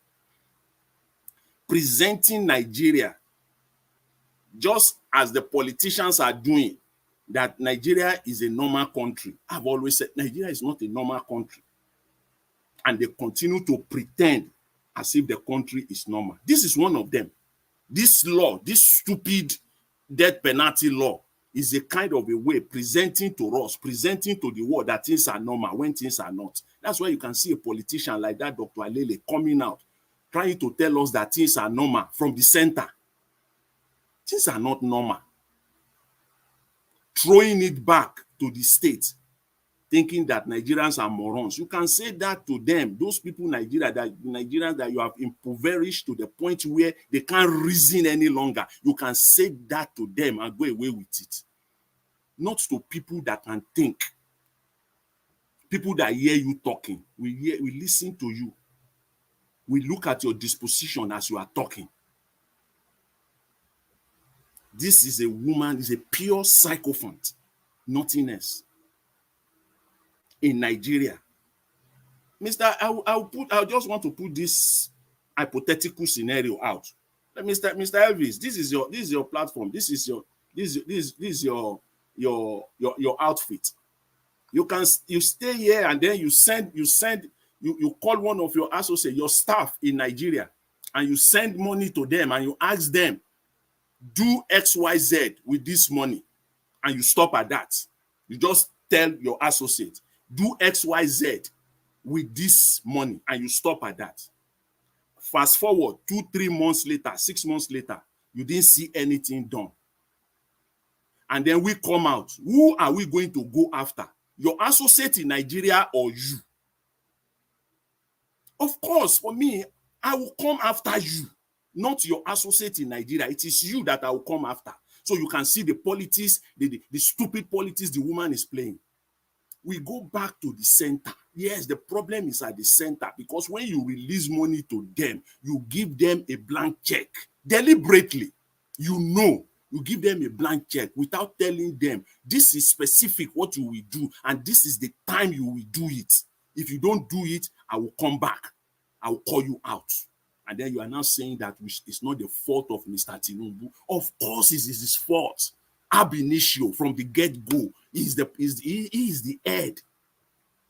The buck stop at his desk. Now trying to shift it to the state governor, which we all know they are crooked in the first place. All you are doing is that you just give them the open room. You give them that room, that blank check to run away with that money. And they do it well. They will do it well. There's no gag. You are not gagging them in any way, in any form. If you know that this is the state resources, this is the state wealth that you are releasing to them, you will protect it and you will follow through with it. But you know that you want them to steal it. You want them to eat from it. That is why you gave them that open room to steal. So, Madam Alele, please don't come here and tell us that it is the problem. It is not Mr. Tinubu. Yes, it is his problem. It is the problem of all the governors as well, because they are colluding together here, colliding together here to steal Nigeria dry. Mr. Elvis, I will leave it at that. I just want to end, Anyway, let me leave it at that for now, so that other panelists. Yeah, the one sharp now. You say you go leave it at that. Then you say you want to end. I don't understand this man again. Let other panelists come in and put in less, so that we can learn more. Thank you very much. Mr. Jonathan, you finish using your time. You are saying, let me just leave it here. Your time has finished. Me know that. You say, let me leave it at that. What will I say? I have to stop now. We don't roast all the topic finish. Let me just leave it here. Is there another one before? Thank you, my brother. Thank you. Thank you. I appreciate you all, my wonderful people. All right, let's quickly move on so that I can get to everyone. Oga Ike, it's good to have you on the panel today. Oga Ike, in fact, we're supposed to find you because according to my calendar, more than 78 years that you never joined the panel. My brother, sincerely, for the past 2-3 weeks now, he's been traveling and traveling. This is graduation time in the US, So last week I was in a different city. This week I'm in a different city. That's once in a year. We'll have friends and well-wishers that are graduating. So you always go around. But wherever I am, like I told you last week, provided there's internet, I join or I listen, and as much as I can, I'll join too. I beg, no verse. I salute you. I salute members of the panel, and I also salute all of those that are commenting. It's a problem for all of us. I want to start by saying I'm not very comfortable discussing about Nigerian future election if INEC remains the way it is. I'm not comfortable. It keeps getting worse. When they tried the presidential election and knew that they could switch off beavers, the IREV, and people will scream and it becomes business as usual. They went a step further in the one they did in Imo State and the Kogi State. When they did it, it became even worse than the one that happened in the presidential. This time, results were written, and people continued again. Now, if you see the primaries that were done in Ondo State, it even went worse. And people have talked about it and have moved on. Now we are talking about Edo. Each time we participate in their election is actually a premature, is an approval of the process.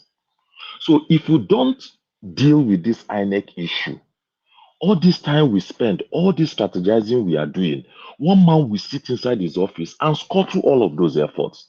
That's why I'm not very comfortable talking about the election, because that umpire is designed to fail. It's not designed to give us a transparent result of an election. That's why I'm very, very uncomfortable talking about the election in Nigeria if INEC remains the way it is. Second, you see, I have seen that in Nigeria, today's victims were yesterday's survivors. And today's survivors are going to be tomorrow's victims. Can you imagine that in 3 months, only one state, Amnesty International recorded that more than 1,300 people were killed in Plateau alone. More than 1,300 people were killed in Plateau, only Plateau, in 3 months from November to February. And then we are still dancing around this topic. Yes, they went to abduct people in Kogi. And we think, oh, it is new. It's not new. So those people that were abducted yesterday, we are survivors before that yesterday. The people that are still in school today now might be victims tomorrow. And the list goes on and on. And nothing seems to happen. Nobody is ready to talk because it hasn't gotten to him. Because those people that were abducted yesterday, they were still part of those that listened and watched why things were happening in other schools, and they felt it won't get to them. And yesterday became their own turn. We don't know who is going to be tomorrow. And the country continuously going down, and we don't see anything we can do to get to a stop. In fact, we can't expect to see something better. As far as this government is concerned, we can't expect to see anything better. It's actually to stop and start again and see what we can do, or else this whole thing will continue to happen. Now I turn to Channels and Shehu. Shehu's program is a prime time program. That Politics Today. If you check Channels followership, after news at 10, the next thing is Politics Today. But if Shehu does not think or do an audition of the people he brings to that program, people will start losing interest in it. You see, the Senator Ndume that he brought messed up that whole program that day. The man was not ready to answer any question. The man said he should not interrogate him. How could you say you don't like heat and you are going to the kitchen? Do you think that is a comedy show? That you are going to a program as serious as that? You don't want to answer any question? Does it mean that senators don't read all of these bills that are passed? And people will come out to say, I don't know it is like this. If I had known it is like this, I wouldn't have supported it. So they give it to them and they don't even go through it. And before you know it, Akpabio will say those in support say aye, and people will say aye. Those that are not in support say nay, and people will say nay. Say the ayes have it. They are passing very serious life-threatening bills, and they are doing it like motion, just motion. And that's why after passing the thing, when implementation starts, some people will come out to say, I didn't even know it was like this. I didn't even know these things were there. So it makes it very difficult for us to, anyway, we don't even trust them. We don't trust them. They are not there for us. They are not there for us. So if they say they want to do death penalty, then they should start from the guy at the top. That's where this whole thing became popular. Because When the head is rotten, every other place will follow suit. People are doing things now. They say, how about this person? How about this person? We are still talking about Yaya Bello today. Yaya Bello can boldly say, this election was illegitimate. So whatever that comes from it, I don't want to respect it. It's because the whole egg or the rotten egg started from the top. So let Shehu please select people that can come to add value to us, not those that will come to play. There's one more thing again you read, and you said that Tinubu was signing an executive order saying that foreign missions should be collecting naira, whatever they are doing. You see, once beaten, twice shy. Do you know why these foreign airlines have decided to go away from Nigeria? People like Emirates and Etihad and so on.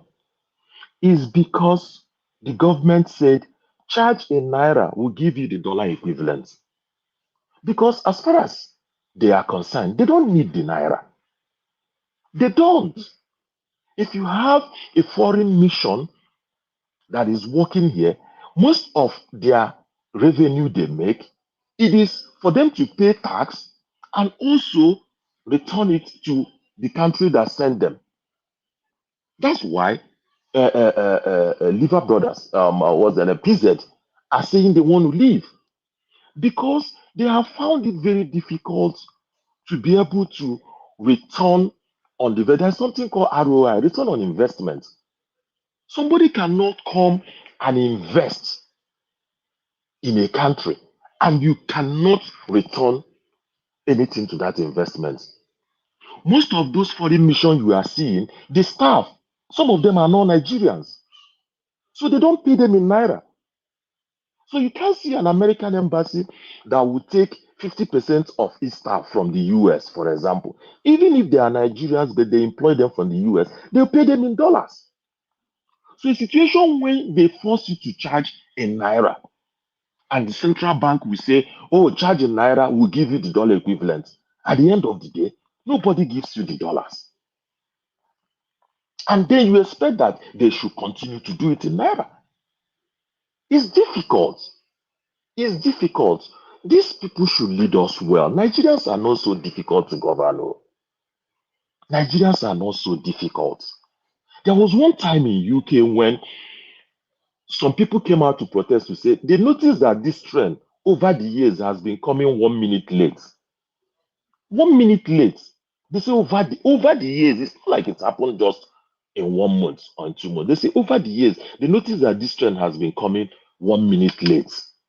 And people were complaining. But you never see that in Nigeria. What do Nigerians want? Good road, electricity.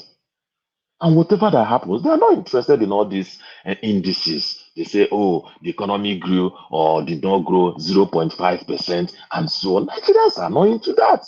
Very easy to govern. But our leaders are not interested. And because they know that when they make us poor and throw some grains of corn to us, we will still go and eat the grains and tell them, oh, if not because of this grain, we wouldn't have survived. And that's the kind of thing you see in that woman that was talking on that television interview. She is paid to come and say all of those things. And I don't even know how people will come to defend all those things when they see it every day. What is the growth we experienced under this government? Nothing. And the woman is bold enough to come and talk. It's better to stand with the people, not with a government that will fail. Pata, 8 years. Then what happens after that?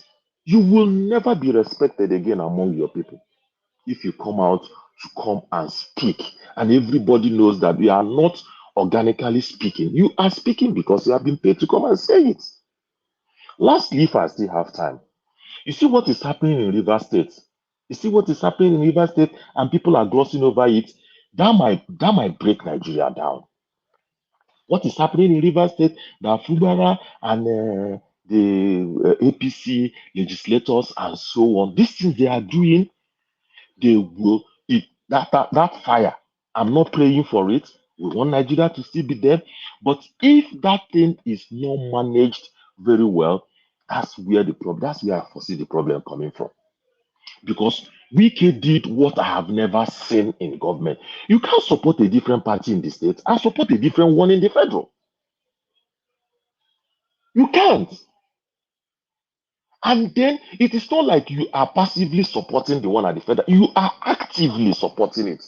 But the judge spoke the other day and said that Wike is not destroying his party. Wike that did not work for his party in 2023 and also saying that he will not work with the party in 2027 with his so-called integrity governors. And the people, PDP are still saying that Wike is not working against the party. So whatever that he has done, all the things he has said in the past that are against what he's doing now, that's why that state will not move forward. That state will not move forward because anything that happens, they play back what Wike said in the past. Yesterday, you saw the one that was trending when Wike was saying, you call a governor small boy. That no governor is small because they have enormous power. And then he is thinking that Fubara is going to be a small boy. So everything that Wike represents and the whole River State is going to mess this country up. So a word is enough for the wise. My brother, I thank you for this opportunity. I don't take it for granted. Just know that we are with you till the end of time. We are solidly behind you. We must say it the way it is. The way we can support, we will continue to support. God bless you, my brother, and God bless every other person. Thank you.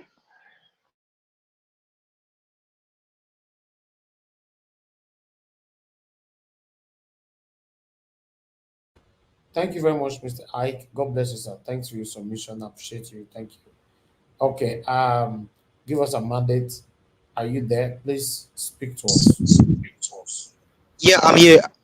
Okay, Can you hear me? Yes, go ahead, sir. Thank you very much. Yeah, I would have loved to ask if the other person can come back, if I can come later on. But Yes, if okay. Let me go this to person, Mr. Dua so that you can thank come you, sir. back. Thank you, sir. Thank All you, sir. right. Mr. Dua, thank you, sir, for joining us today. Good evening to you. Talk to us, sir. Are you there, sir? Mr. Dua is not there. Can you hear me? We can hear you. Can you hear me? Yes, sir. Okay, thank you. Happy weekend.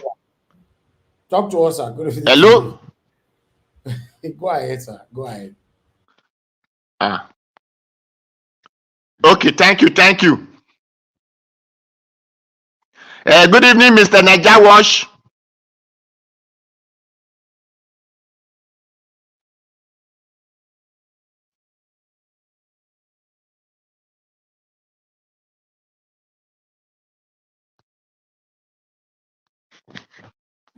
Mr. Odu, are you here? Okay, Mr. Dua, you are fighting with your network. I can't call you about you. We'll Yes, call you I'm back. here, but you say you can't hear me. Me? When was that, sir? Can you hear me? I've answered you more than 50 times, sir. I say yes. Okay, Mr. Dua, will come back to you. We'll come back to I have to mute you for now. Your network is not working. Oga Chris, it's good to have you on the show, sir. Good evening to you. Please talk to us, sir. Yeah, good evening, Mr. Lanjawosh. Can you hear me, sir? Yes, I can hear you, sir. Good evening to you. Oh, that's wonderful. Good evening, everybody. On the comment section, Mr. Lanjawosh. Once again, good evening and a happy weekend. And good evening, Mommy Diaspora. Thank you for all you do. Everybody on the comment section, I see all of you. I salute you all for all that you do. My fellow co-panelists, I doff my heart for you all and everybody that has taken the time and to listen to us every day as we champion the cause for a new Nigeria. I thank you all for sharing the same cyberspace with all of us. I believe together we are going to make the nation great. Well, for me, I just want to focus on the topic on the screen and the abduction of the people in Kogi State and the condemnation by His Excellency Peter Obi. But before I delve into that, I want to try and use the drug trafficking law to draw a parallel and between the issues I just talked about. Now, we understand clearly that this law is not meant for the common man. I think Mr. Jonathan was dancing around that, and he didn't want to be committal to the point he was trying to make. You know, for me, I think we are faced with a grave threat to our fundamental human rights and liberties. This law that is being proposed, this death penalty for drug traffickers by this current government of both the APC and PDP, mark my word, the APC and PDP, it's not just a dangerous move, it's a potential political tool that the APC and PDP could be used, they could wield this tool to suppress voices that are not in support of their opinion. They could also use this tool in another way that is completely different from what you and I are thinking about. And I think that's the direction Mr. Jonathan was trying to delve into. Because if you are in a business, what you want to do is to try and eliminate your competitors in as much way as you can. So that is how I see the law. You know, history has shown to us time and time again how death penalties are used as a tool of oppression by repressive government, especially authoritative government, just like the type we have in Nigeria, the type of forced democracy we have. And it is even more concerning to me that this law is being championed by characters like Ndume, the strange senator from Borno State, the place where the whole problem of this kidnapping that our principal, His Excellency Peter Obi, has already condemned. Let's not forget that this same Ndume, just 13 years ago, was complicit in terrorist activities even till today. Let me draw our mind back to the Christmas of 2011. We remember a certain Kabiru Sokoto who orchestrated that bombing in Madala in Niger State. Let's not forget that this man was intricately woven with Ali Ndume and Bunu Sharif, the then governor of Borno State, and also Shetima, your current vice president. These were the people that started this whole thing that we are talking about today. And this is Ndume now championing for death penalties for for drug traffickers. Whereas we have kidnappers, we have terrorist people, we are granting them amnesty and using state resources to sponsor them. And we are comparing them to Niger Delta militants. Every 2 kilometers of the road, you see policemen everywhere, military everywhere, in a region that is relatively settled. But whereas in the north, where you have all these things going on, they are not doing anything about them. They are not doing anything about this.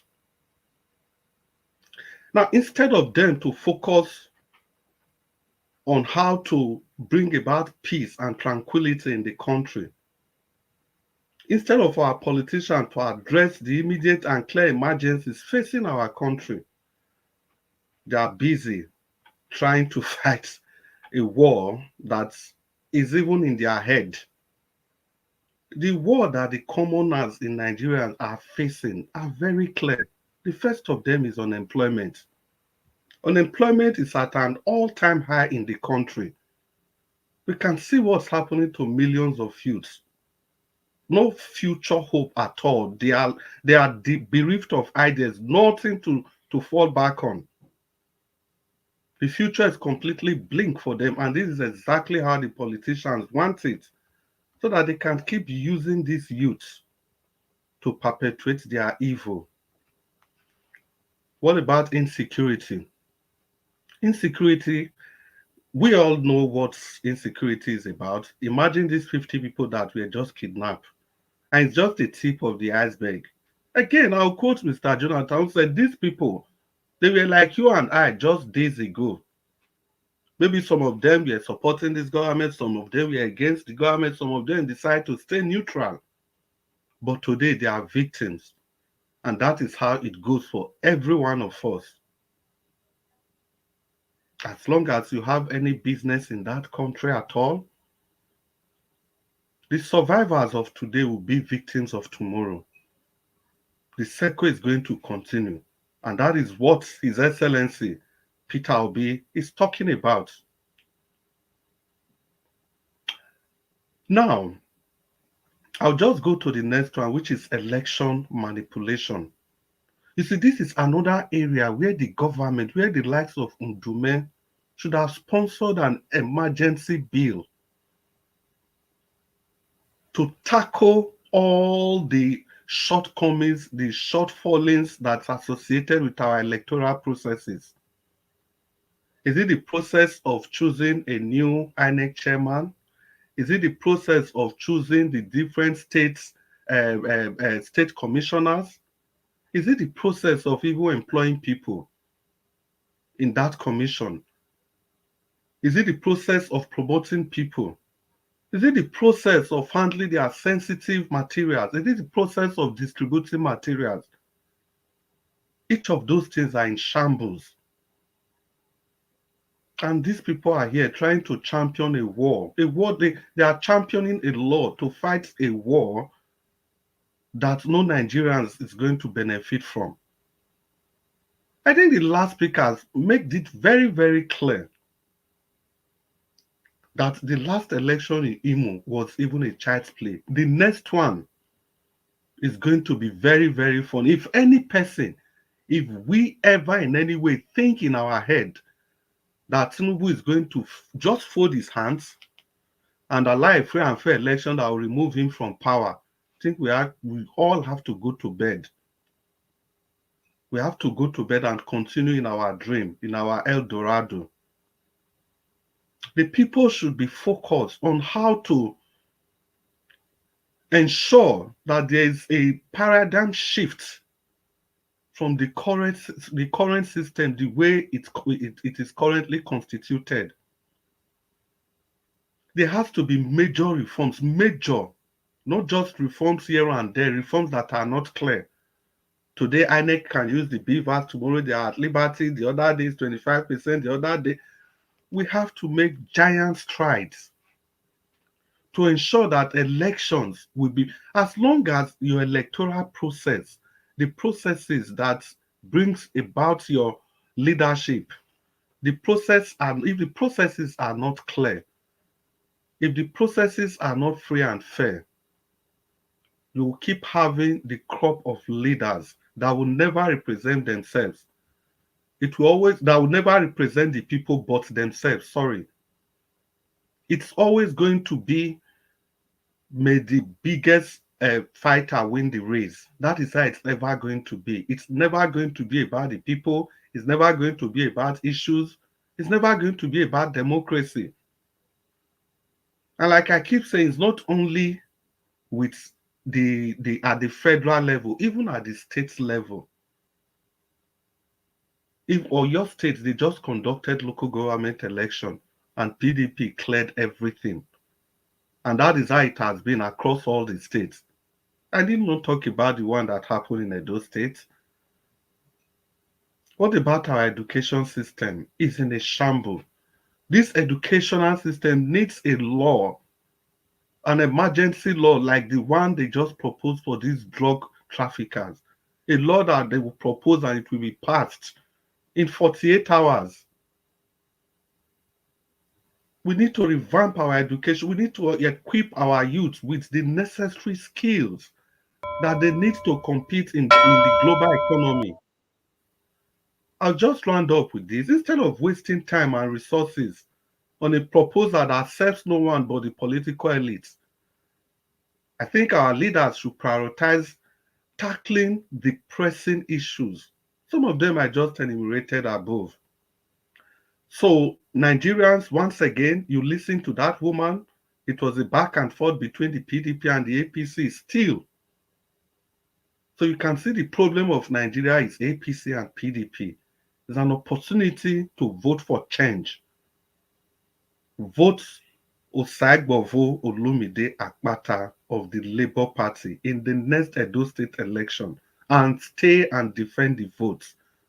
Mr. Nanjawosh, thank you very much. And everybody that listened, thank you so much for your rapt attention. My name is Chris. Good evening. Okay, thank you. Oga Chris, God bless you, sir. Thank you very much. All right, let us quickly move on. My people appreciate you. I don't really want us to stay that long here today. So our final submission might be very, very low, like 2 minutes. So it's Saturday. So, but meanwhile, let me call on the next person. Let's see if Mr. Oduwa is ready to speak now, or if the network will allow him to speak this time. Mr. Oduwa, are you there, sir? Okay, good evening, Mr. Najawash. Thank you, sir. Thank you. Good evening. Okay, can we hear me? Go ahead, sir. We can hear you. Go ahead. Okay, Sir. good evening, everyone, all the panelists, the listeners, commenters, Mr. Moderators and Mrs. Moderators. Good evening to all. Well, the topic says Obi condemn the recent adoptions of Kogi State student. Anyway, and I just hear that our brother is saying one man from Udume, called Udume, just sponsor a bill as a Senate that drug traffickers should be put to their positions of 6 feet. Thank you, thank God that if such people exist who know how to pass a bill, I did not really know how many threats that drug traffickers are giving to Nigerians. I could not pass a bill since Buhari has been there that Nigeria cannot travel from one village to another because of their terrorist Fulani herdsmen. They cannot go to their farm, not to talk of going from a state to another state. And this man has never passed a bill or sponsor a bill to put these people into their 6 feet. And he's not passing a bill to people that we did not even know if they exist in that country or having a threat to the country. So such person and such bill has to be condemned and has to be rejected by the people of that country. Because the threat, any bill that people are supposed to pass now is these people that are kidnapping, adopting, whatever the name they might have given to them.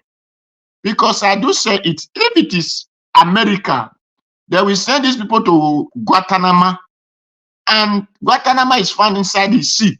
So they don't have any way of going out. But Nigeria own is where Buhari government will not go and build house for those people, will now give them money. Then the women will not come out and say they need husband, that they are not calling them repentant.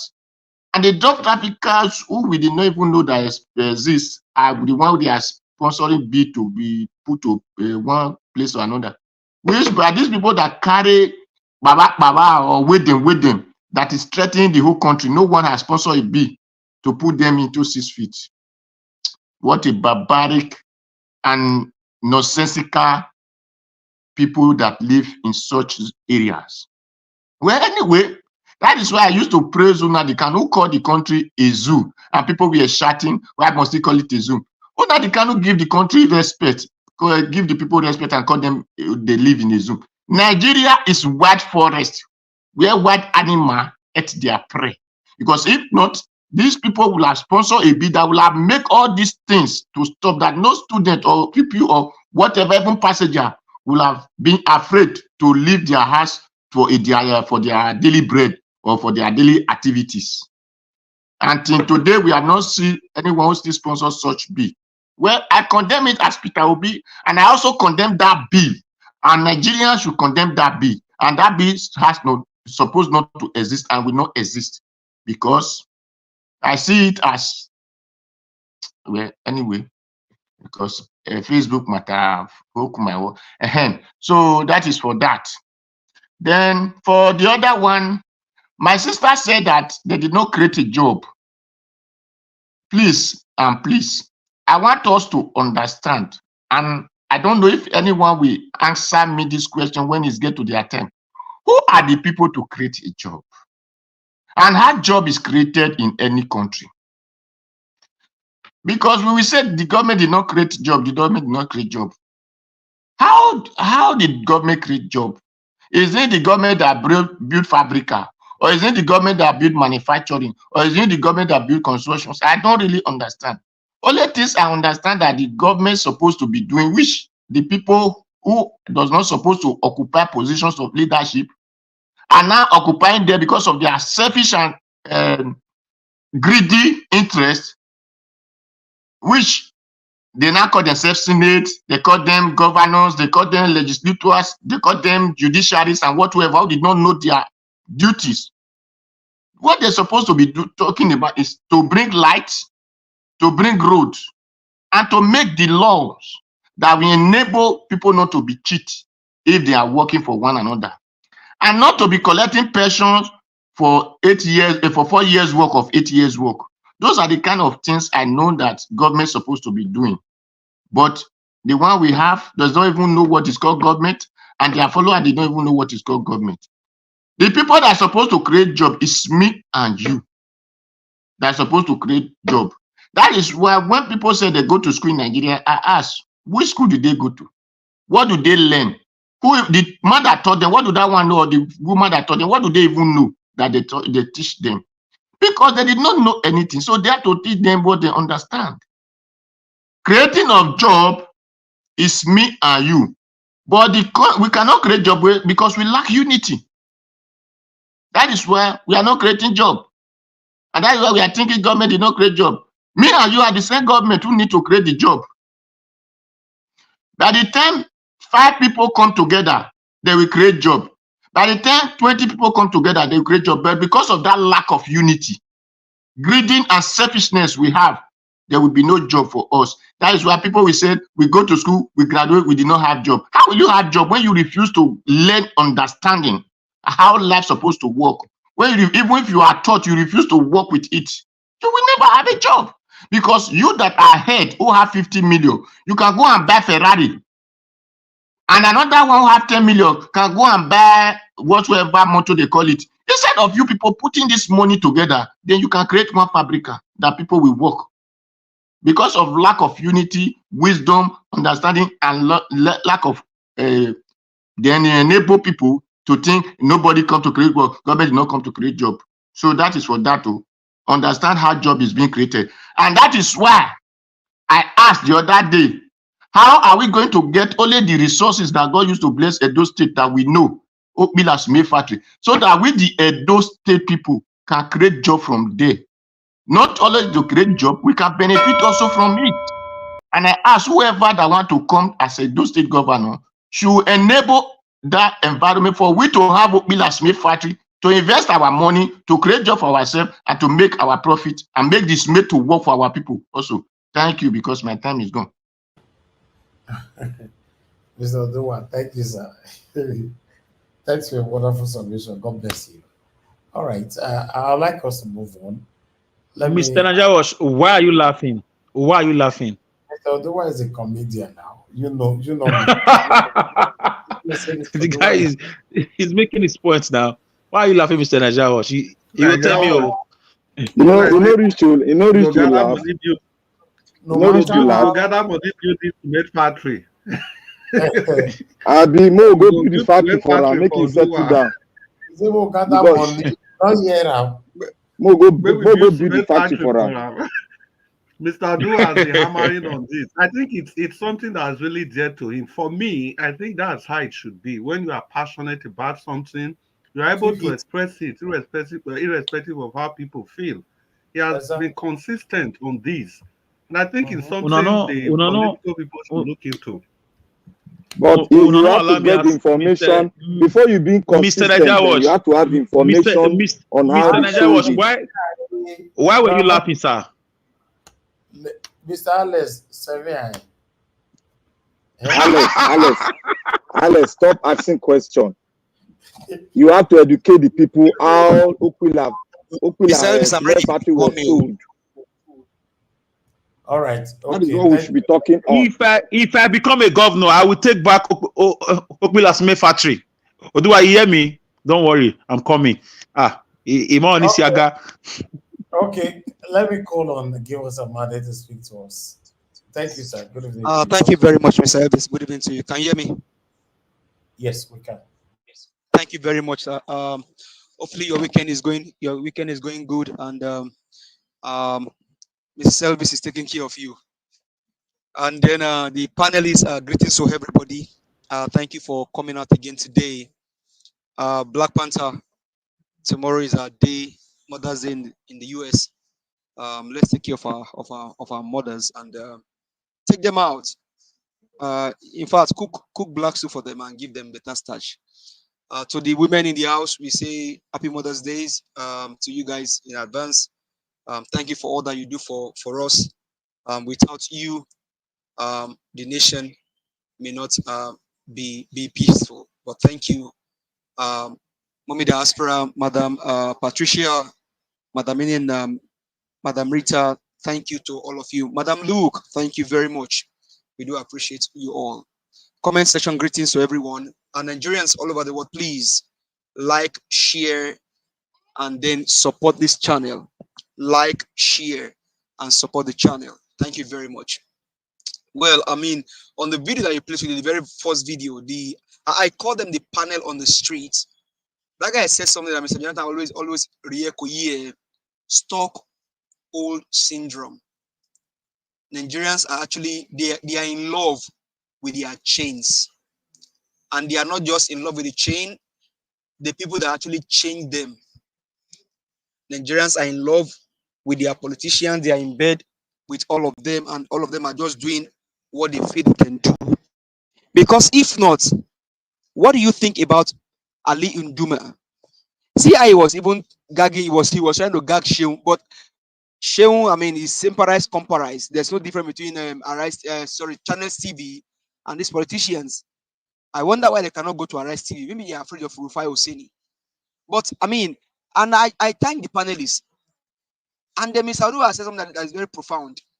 Now, Ali Ndume and the other senators, they can easily pass law to buy people that are using drug. Now, but they cannot pass law that will put the person that take up cold iron and take the life of fellow Nigerian. They cannot pass law that can put them in their 6 feet instantly. Only in Nigeria you will see a terrorist, a repentant terrorist. I've never seen anywhere in the world, not even in Palestine, that you see they say is a repentant terrorist, repentant Boko Haram, repentant this. What are we saying? Now, the use of drugs is virtually everywhere in the world, and I've not even in America. But I've not seen anywhere where you now say because people are using drug, because of the failure of the government, you now buy them. Instead, you rehabilitate them. And this is where they don't have wisdom. Oh, they lack wisdom. So I mean, I'm involved in street evangelism here in Dallas. We usually go to a place called Park Lane. Maybe Black will know the place. You see homeless people on the streets, people using drugs. And so what we do, we pack food and then we just give to them. During Thanksgiving, we go there, we share food for them. Now, some of them, after ministering to them, will tell them, oh, can you go to Salvation Army? They can rehabilitate you. And then they can, after everything, they can be clean and be integrated back into the society. So instead of you buying the people, they will rehabilitate them and then reintegrate them back to the society. That's what nations do. Nations don't buy them, because even among those people, if not for the drug abuse or drug use, you have some of them that are doctors. We've seen here in America where you have homeless that after they are cleansed, after they became clean, they were doing something, they were doing exponentially well for their country. In fact, some of them even end up on the Senate floor. But only in Nigeria. But in the first place, who should be behind bars? Who should be paid? maybe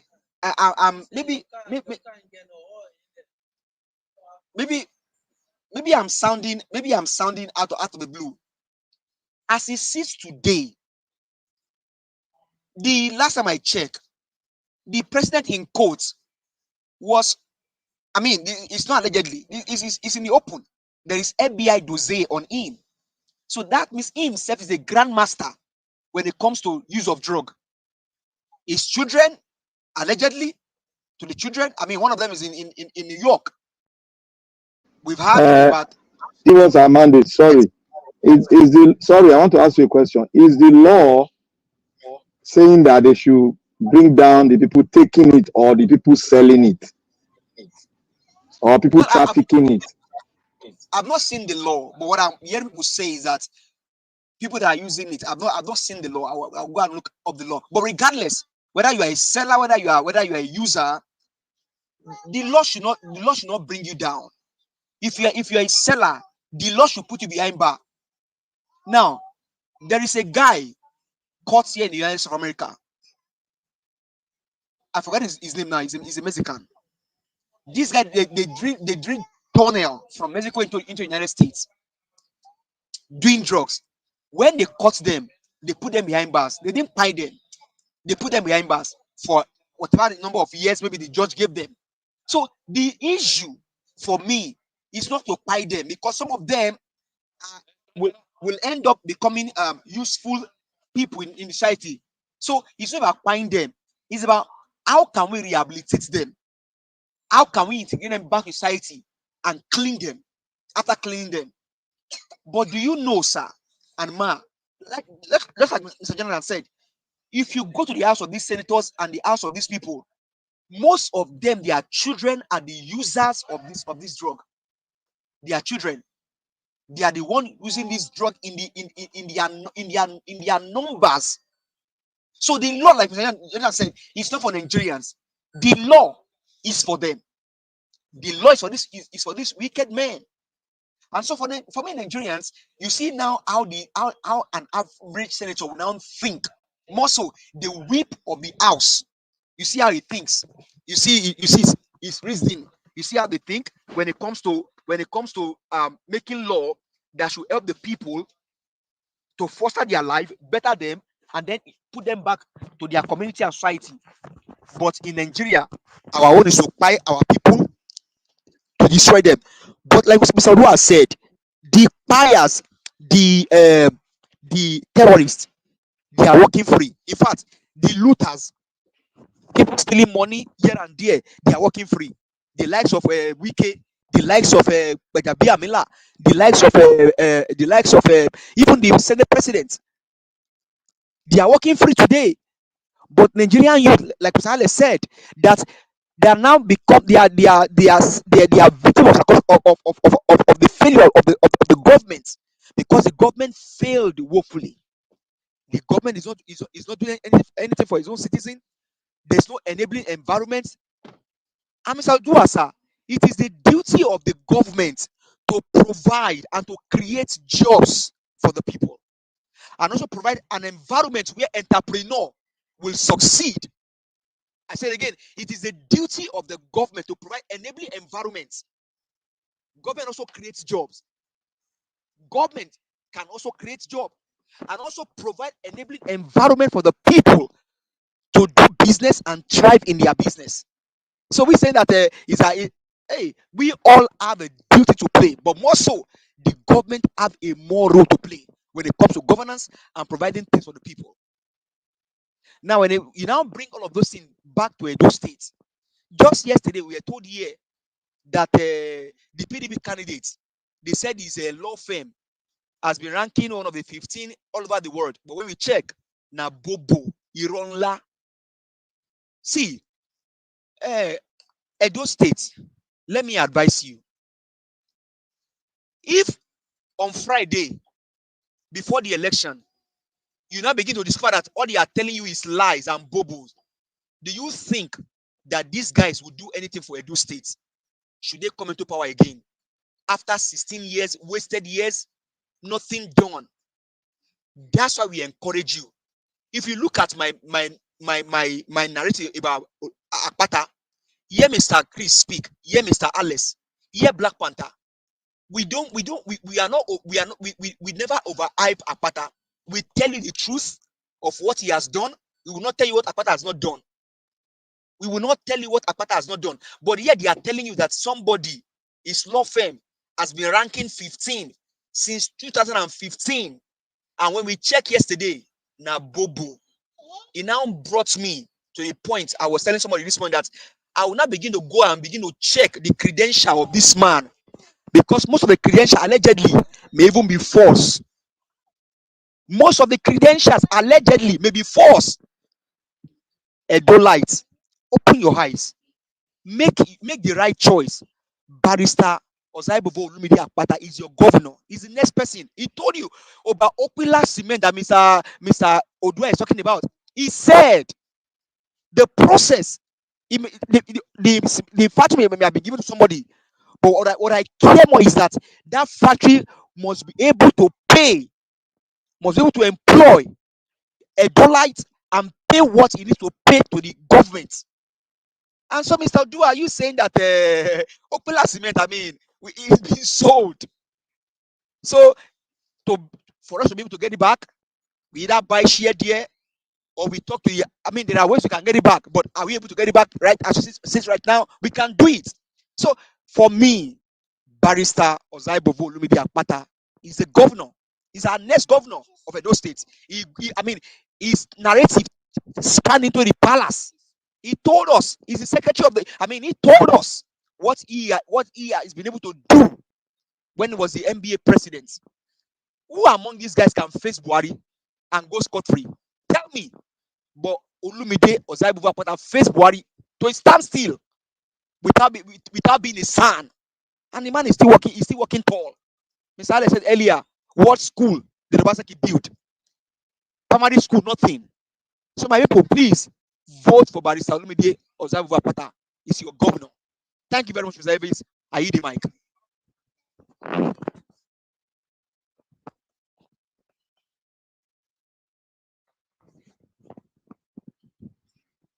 Mr. Elvis. Okay, it's like Mr. Elvis is not there. I don't know who's. Okay. Hello, Mr. Elvis. Are you there? I'm not here. Can't you hear me? Oh. No, we can't. No, we weren't hearing you. Sorry. Okay, sorry. Okay. Thank you very much, my brother. Give us a mother. God bless you. Thanks for your submission. Mother Rita, we can see you right there on the comment section. God bless you. Thank you very much. Fields, I can see you as well. Thank you very much. Emeka, AB, Magnus, it's good to hear from you. God bless every one of you, my wonderful people. Do your part, press on the like button, help us to share. Victor, the way I can cite you right there. Thank you very much. Good evening to you all. Okay, let's come to the next person, which is Mr. Abdul Malik. Mr. Abdul Malik, if you're there, sir, please, I'd like you to talk to us. You have 8 minutes. Yeah, good evening, Nigeria Watch, and everybody in the panel. Yeah, thank you, my brother. Let me come firstly to this abduction of Kogi student. You say Nigeria is not safe. Every 2 weeks, 3 weeks, 1 month, we must hear abduction of students or killing of people somewhere.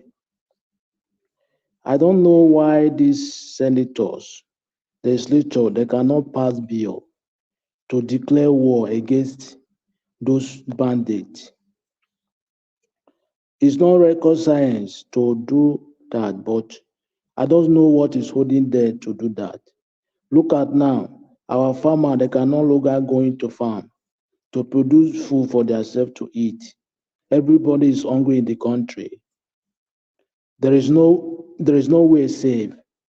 Everything is just upside down every day.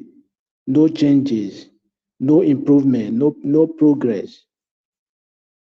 See what this man came to Channel TV saying, this senator. How can you say that? Look at what he said. You go to Saudi Arabia, you were sick, You were having malaria. You went to go pharmacy to go and buy medicine. They prescribe. They say you must present a doctor prescription. Okay, why can't you introduce those kind of law in our country? Because everywhere in our country they say fake medicine. Even those ones they destroy people's health. You see, they are just there. They don't have IQ. They don't have idea. They don't have vision to move the country forward. They are just there just to what I will say, just to propaganda, to deceive people. They are not working anything. They are not doing anything. They are just there to deceive people. That is why they are there. And they elected you from your province, but you are there. You are not presenting your people there. You see, Nigeria is a stage now that everybody should know how it will just to address his people to secure themselves. Because you see now the country is not, they don't talk about those terrorists, how they will tackle the terrorists. Because there is insider for the government behind there. That's why they don't talk Senate, they don't debate that anymore. It's a shame to those Senate. Imagine, student, you send your child to school, but when she did not return home, they abduct him from the road or from the school. It's a shame to those our Senate. I go to that woman that came live on air, lying against this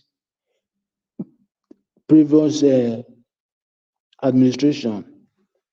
You see, that woman, she don't know what she's talking. For me, let me just tell you an example.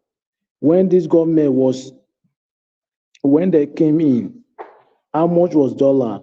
It was 800, I mean 900. But now, how much is dollar? How much was bag of rice? For that was then. It was 45,000 now, but bag of rice is almost 80-something thousand, right? She don't know what she's saying. It's like she was bought to come and speak nonsense on air. That is the problem we have. Some of us, we are the problem of the country because when we see black, we call it red. We don't have truth. That is the major problem we are facing in that country. Just look at Europe, how Europe move on, how they are progressive. Look at most of the footballers like France. Most of the footballers that they play in their national team. They are not from there, but they were born there. Just like their Dembele, their Pabe. Because why they employ them is that they can bring victory to the country. You see, but we Nigerian, when we see somebody who can do something better, we will not take him. We take somebody that they cannot able perform. That is the problem we had. Look at Obi. Obi won election, and Obi, he did not have anything corruption. Since how many years he run Anambra State as a governor? Almost 8 years. There is nothing like corruption on this man. But you see somebody that drug baron for that issue, certificate forger, but they accept him as the president of a country. How can that country move forward? All the people around him, the cabinet, they are criminals. Even like Akpabio, that Senate president. Look at what he did in a state then when he was in governor. They are all criminal. There is nothing will come out good for those people. They are not there, they don't mean well for Nigeria people. They mean well for themselves.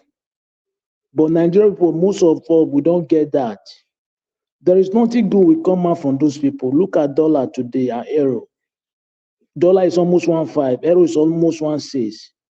Imagine a country that have resources, have everything that is take to be the best country in the world. But few people just hold the country ransom. we need to do something special, like dramatically. That is how things will change. Because without that, there is nothing will change. Those people, they don't. It's not easy to get it, to get that, to get them out from that place. But we need to do something so that they will know that there's something is happening. I don't know if you can allow play like something like when SARS was, when SARS started. You know this man in Asurok now. You know how he slick out with his wife from Murtana Airport. But I don't know if you can allow, if they can allow to play that kind of thing here. Understand? What will happen now? The time when something will happen in Nigeria, there is no way for them to slick out from that country. Everywhere will be blocked because the way they have suffered people now, people are observing, but everybody quiet. But when the matter will set, they will see how. I will see how they will move from that country. Even though they move to any other Europe or any other part of the world, our people are there waiting for them. They are not safe. How can you suffer your space, your people? You are happy for it. You are. That is, you can be, or you are devilish. After you carry Bible, you go to church, or you carry Quran, you go to mosque, you go and pray to God. How can God accept your prayer? He cannot. Look at this man. He's gone to Channel TV saying nonsense. This senator, you did not provide good job opportunity for your citizens. What do you expect? You provide more criminal in the country, yes. Because somebody who did not go to work, you are in the house, there is nothing to do. What do you think that person will think? He will think how to thief, yes. But when you have somewhere to go, in the evening you come back. Next day, the same thing. You will be going to work, come back, going to work, coming back. But without work, you are in the house every day. What do you think? It's still criminality. You look at what he's saying. Those people don't have shame. Look at that woman. You come on air. What is palliative? Okay. People are not hungry. They are not beggars. Thank You you, are sir. telling us that palliative, they send palliative to most of every state in the Nigeria. What hear is me, sir? palliative? Is it palliative you will eat today, Can you hear tomorrow, me? eat next tomorrow? They don't have shame. I'm telling you. I don't really know. Well, thank you. All right. Thank you very much, Mr. Abdul. God bless you, sir. Thanks for your submission. All right. The last person on the panel is Black Panther. Oga Black Panther, it's good to have you on the show. Good evening to you, sir. Talk to us. 8 minutes. Oga Naija Wash, good day. Oh. I greet you. They try for Nigerian work. Oh. Now, Overload. all of us. Now, all of us. Now overload with the carry. So Thank you, my I want to brother. thank you, everybody. Everybody, thank you so much. You guys have been speaking, and I want to thank everyone. Though I did not listen from the beginning, but something prompted me to come in today, and when I was going through some stuff online, and I had to come in to say some things that is going to probably going to happen. We are getting close. And I want to thank Mommy Diaspora. May God bless you, and I wish you happy Mother's Day, as I wish every other mothers that comes here with us to speak with us, to dialogue with us.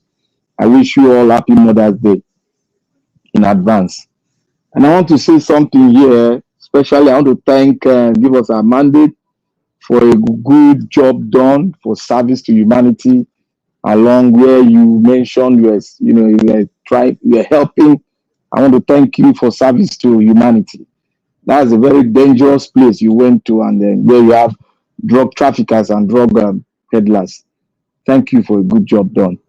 And I want to say something. I would say at the beginning, and I'll continue to ask this fundamental question: is Nigeria a country? If you have your answer, come to Nigeria Watch. and come and speak to every Nigerian, both home and away. And click on the like button before you go out. Click on the like button, and as you click on it, message your people to come every day to listen to what we are saying, a way forward for Nigeria. I want to click on Senator Dume. Senator Dume is an hypocrite. Senator Dume is a coward. Senator Dume don't love Nigeria. The reason why I'm saying it, this says Senator Dume during the campaign was the one that said, we politicians have failed Nigeria. I can't know the lie. He said it, and I listened to him and said, is this guy repenting? Has he repented? So that man is an embodiment of what has become of Nigeria. Corruption has been institutionalized, and it is now a nature of how we live our life in Nigeria. Nigeria is on top of it. I want to say something here that Edwin always say about Okpila. We thank you for having passion on that. But I want you to, it's not only by saying it, clamoring on it, you have to do your own personal investigation so that you don't personalize it and put it on the head of one person. One, I want you to go and investigate this. Who built Okpila cement factory? Second, Ogbamudia. Who sold, wait now, who sold it? Second, third, how much is the shares of the Edo people in that company when it was sold out? Or maybe it went PLC. And how was it sold? So that the Edo people can have a brief knowledge and why some aspirants are saying what they are saying. Because they must have gone through the whole paperwork of Okpila. And if you want to have Okpila back, it's either you build a prototype or you go in there, fight in there, and buy shares so that you can become a high shareholder and take over the company. Because if you are 30% or 40% shareholder, you're automatically the owner of the company. Can I ask you a question on that? I'm asking you now. I don't know. That's why I'm asking you to go and investigate. No, you are not asking me. You are saying it. I'm asking you. Can I ask a question? No, I have asked you 3 questions. So it's left for you to go and investigate it so that you can educate us. Because we want to be educated. Black Panther. Yeah. Quick one. Does 30% or is it 51% that makes you the owner of the company? Is it 51%? No, 40% makes you the owner. Oh, really? Black Panther. Yeah, because Black Panther, you know why I want to ask you a question?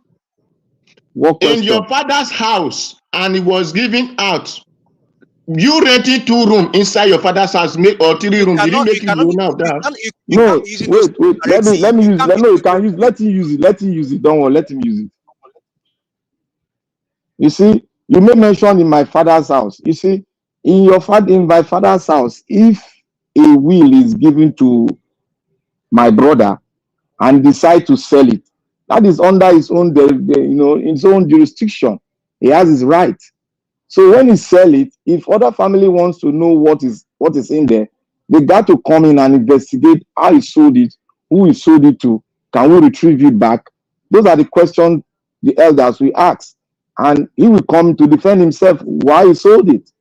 So it's not my own prerogative to tell him the will that has been willed to him when he sold it now and I'll be asking him. No, I don't have the right to ask him, but the others have the right to ask him.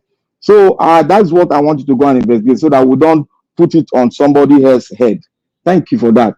I want to say one thing concerning the government creating jobs. I want us all to look at it from this perspective.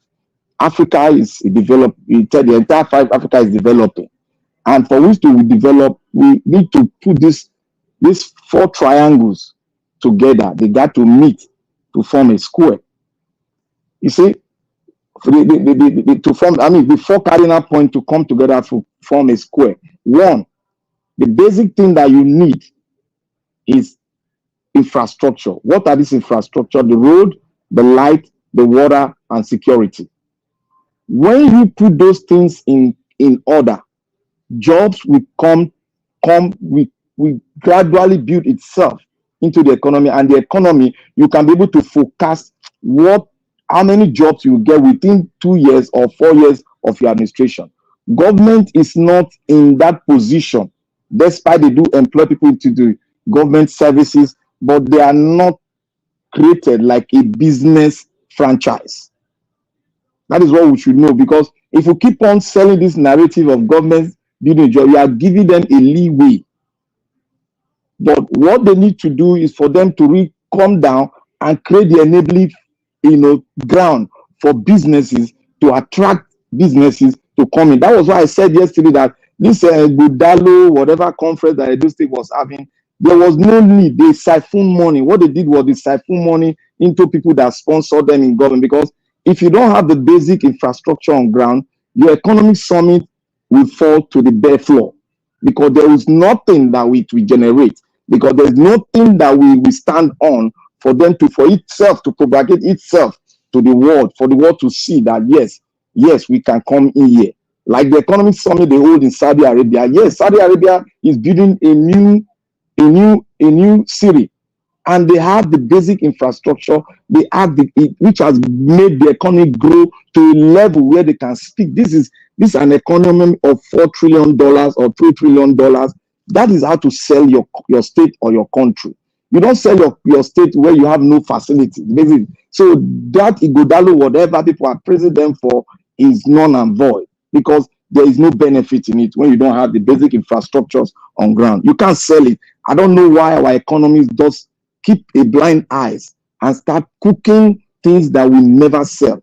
It is wrong for a doctor of economy or somebody that was served in a bank to go on that trajectory to say he wants to be the summit head in a state where you don't have the basic infrastructure to build on, and you don't even have an economy that you can say you have $2 million economy to sell to the world. It is basically wrong, and that ethics, I tell you, we never sell. That is why we are here. That is why Nigeria is where it is today, because Nigeria cannot boast of its economy, and how much is the economy growing in the country. And I want to go a little bit into another thing.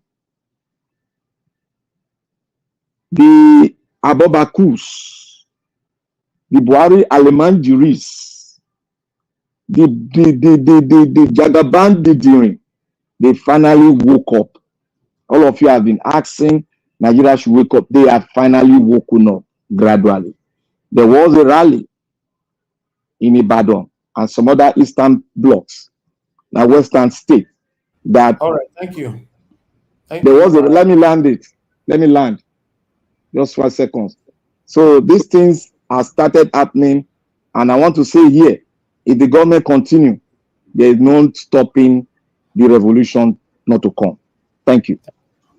All right, thank you very much, my brother. God bless you. God bless every one of you on the panel. So I would like us to have our final submission so we can end the show. Thank you very much, my people right there. Abu Aziz, thank you, sir. I appreciate you. Thank you, Stephanie. Ojek, God bless you all. Okay, let me go back to Mr. Alex again. Mr. Alex, I would like us to do for 4 minutes of a final submission. Please go ahead, sir. Thank you. Thank you, Mr. Najawash. Thank you, my fellow panelists. Until a government address constitutional issues, they are not ready for development. Until your government address electricity, they are not ready for development. Until a government address massive unemployment among young people, they are not ready for development. Until a government address infrastructural deficit, like road, express road. Like if you are in Germany, if you are in Italy, you can board the bus from Bergamo to Napoli to any part of Italy. If you are in Germany, you can take a bus from Dortmund to Hanover to Dortmund to anywhere, a train. That is what you call a nation. But a nation where you don't have leaders talk about these things. Until government address electoral fraud, You are not ready for anything. You are not discussing, national security, boundary security. You are not discussing defense system, currency stability, job creation, enabling environment, diaspora remittance. You are not how you can encourage the diaspora so even bring back their money to invest in the economy and grow your country, in fact, and blow your country economically. But you are not discussing. You are picking things, death penalty. China is doing it. Singapore is doing it. You forget in China they have good roads. We will say, Mumu. You forget in China they have electricity. In China, they give loans to students, to businessmen, to do their at a very small interest rate, payable in 10, 20 years. In Singapore, in those you will not copy the good life that they are giving their citizens. They don't have 10 million out of school children in China, Mr. Senator. They don't have 10 million out of school children in Singapore. Those people you are trying to, in Malaysia, in Vietnam, all those people that have death penalty on drug. I'm not advocating for drug activities, but I'm telling you, do the right things. Nigeria is not a country. It's going down the drain. It's been going down the drain from the very beginning. Like somebody said, when you are consuming an expired product, you will be sick. Nigeria is sick. It expired in 2014 from the 1914 amalgamation agreement.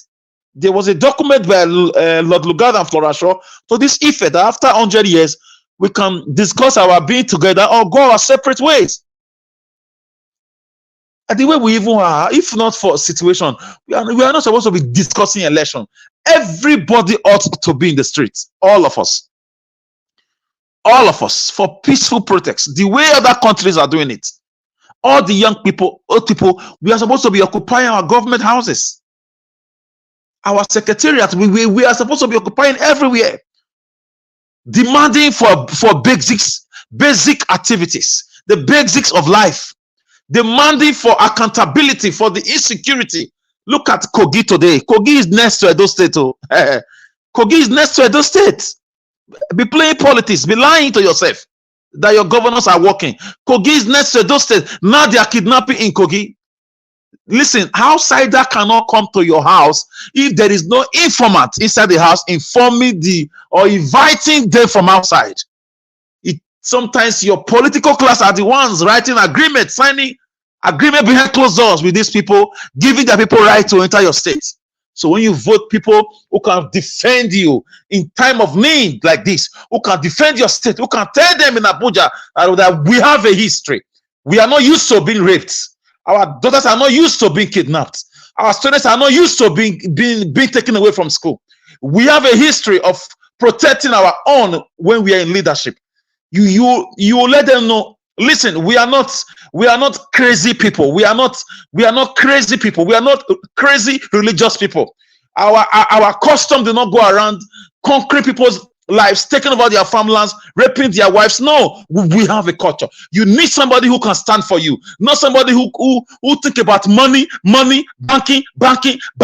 You need somebody who can say, no, sir, in Asorok. No, ma, in Asorok. We don't need these things. We are different. We are a kingdom. We are respectful. We are responsible. We are very, very preservative.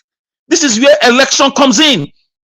This way it comes in. If at all we need to even do any elections with the way the country is, don't vote for people that will sell you, that will use political party to sell you.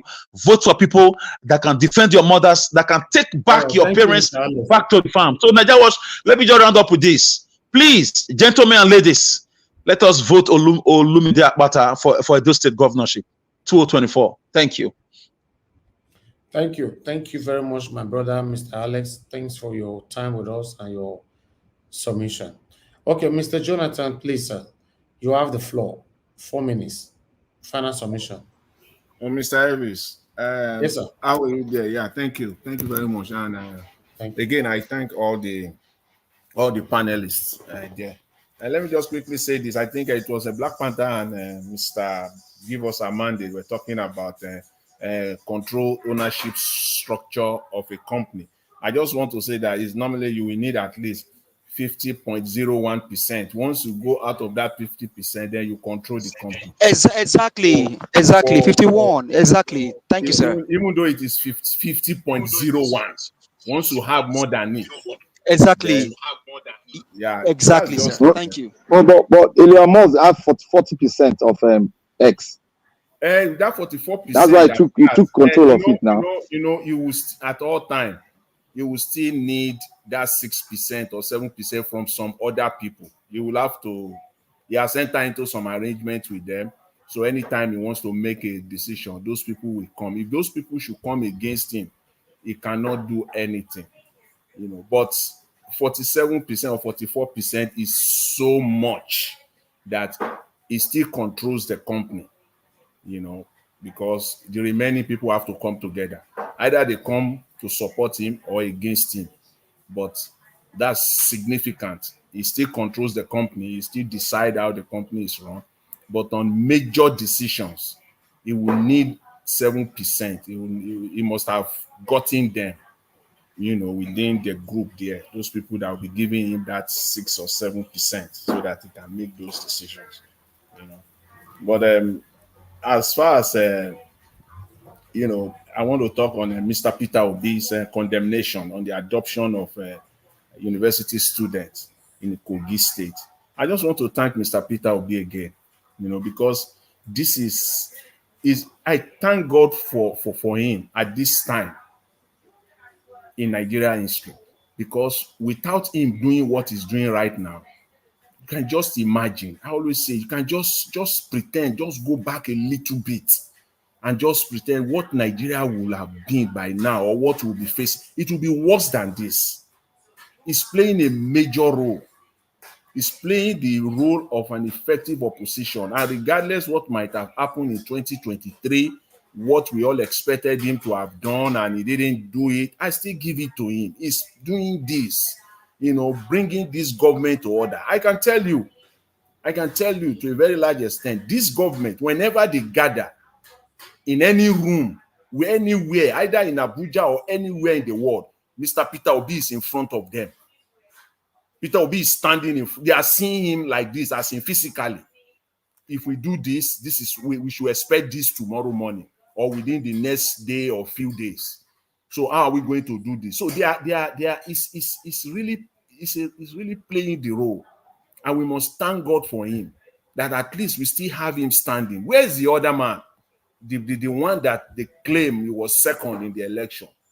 It's nowhere to be found. If anything, he just come out here and there, just to put some noise into the whole thing. But who is playing the role? What we really want is Mr. Peter Obi, and I thank God for him. He's doing that role, coming out each and every time on each and every policy issue. Is eating this government head on, one-on-one, bumper to bumper. On any policy issue that they come up with, Mr. Peter Obi will come after them. So they can't run away. Yes, tough decisions, tough policies are being introduced. Government must do that. Yes, we know that. But at the advantage of who? Is it at the advantage of the Nigerian people or at the detriment of the Nigerian people? So I just want to say that and emphasize that. I want to thank him. He's playing the role effectively, and he should continue non-stop on this trajectory, bringing the Nigerian government to account each and every time, every step of the way. Thank you very much, Mr. Elvis. And I thank all the panelists. Yes, God, Jonathan, God bless you, sir. Thank you very much. Okay, let's move on to the next person. Mr. Ike, if you are there, sir, please, your final submission. I'm still here. Good evening, my brother. Talk to us, sir. Thank you. 4 minutes. Everybody, I doubt if I'm going to use the 4 minutes, but the only topic I want to revisit is how to reform this INEC. Sincerely, you don't know how deep INEC or the control INEC. Do you know that INEC chairman can declare a dog president and tell you to go to court? And when you go to court, the court will give order to that same INEC to provide you the electoral materials they use in declaring the result. INEC will not do it. and you go back to that same court and tell them, INEC is not giving me what you asked me, the court will ask you, what do you want me to do? Shall I have given you the instruction? And when the time passes, then you go back to that same court and they say, do you want me to go and get the materials for you? Am I going to provide you the materials that you need in pursuing your case? If INEC is not decentralized, if they don't take out that power to appoint the INEC chairman from the president, we will not have a good election. I'm telling you the facts. Because INEC is an interested party. There is no way the person that pays the piper will not dictate the tune. In fact, it is not just at the federal level. They have also infiltrated into the regional INEC commissioners and use party members to make the umpire. At the end of the day, whatever they write is what goes on. Nothing will change. If we don't break up this INEC the way it is, if we don't, every election in Nigeria is threatened. It's threatened. That's the only area that I'm worried about. If we get it right, if we get it right, if we get our politics, the way we select our leaders, if we get it right in Nigeria, everything will go on. We have all it takes. We have the best brain. Look at the graduation, all this graduation I told you about. When you go there and see the list and see the Nigerians that are in honors list, Nigerians everywhere. See the one that happened in University of Michigan now. The first black woman to be a doctor in robotics. For robotics. The robotics is a Nigerian. And she was probably saying it. And I doffed my cap for her. It's a Nigerian. And still, the worst of us are the one taking care of us in the country. And we have the best all over the world. It's a Nigerian. The one I went to today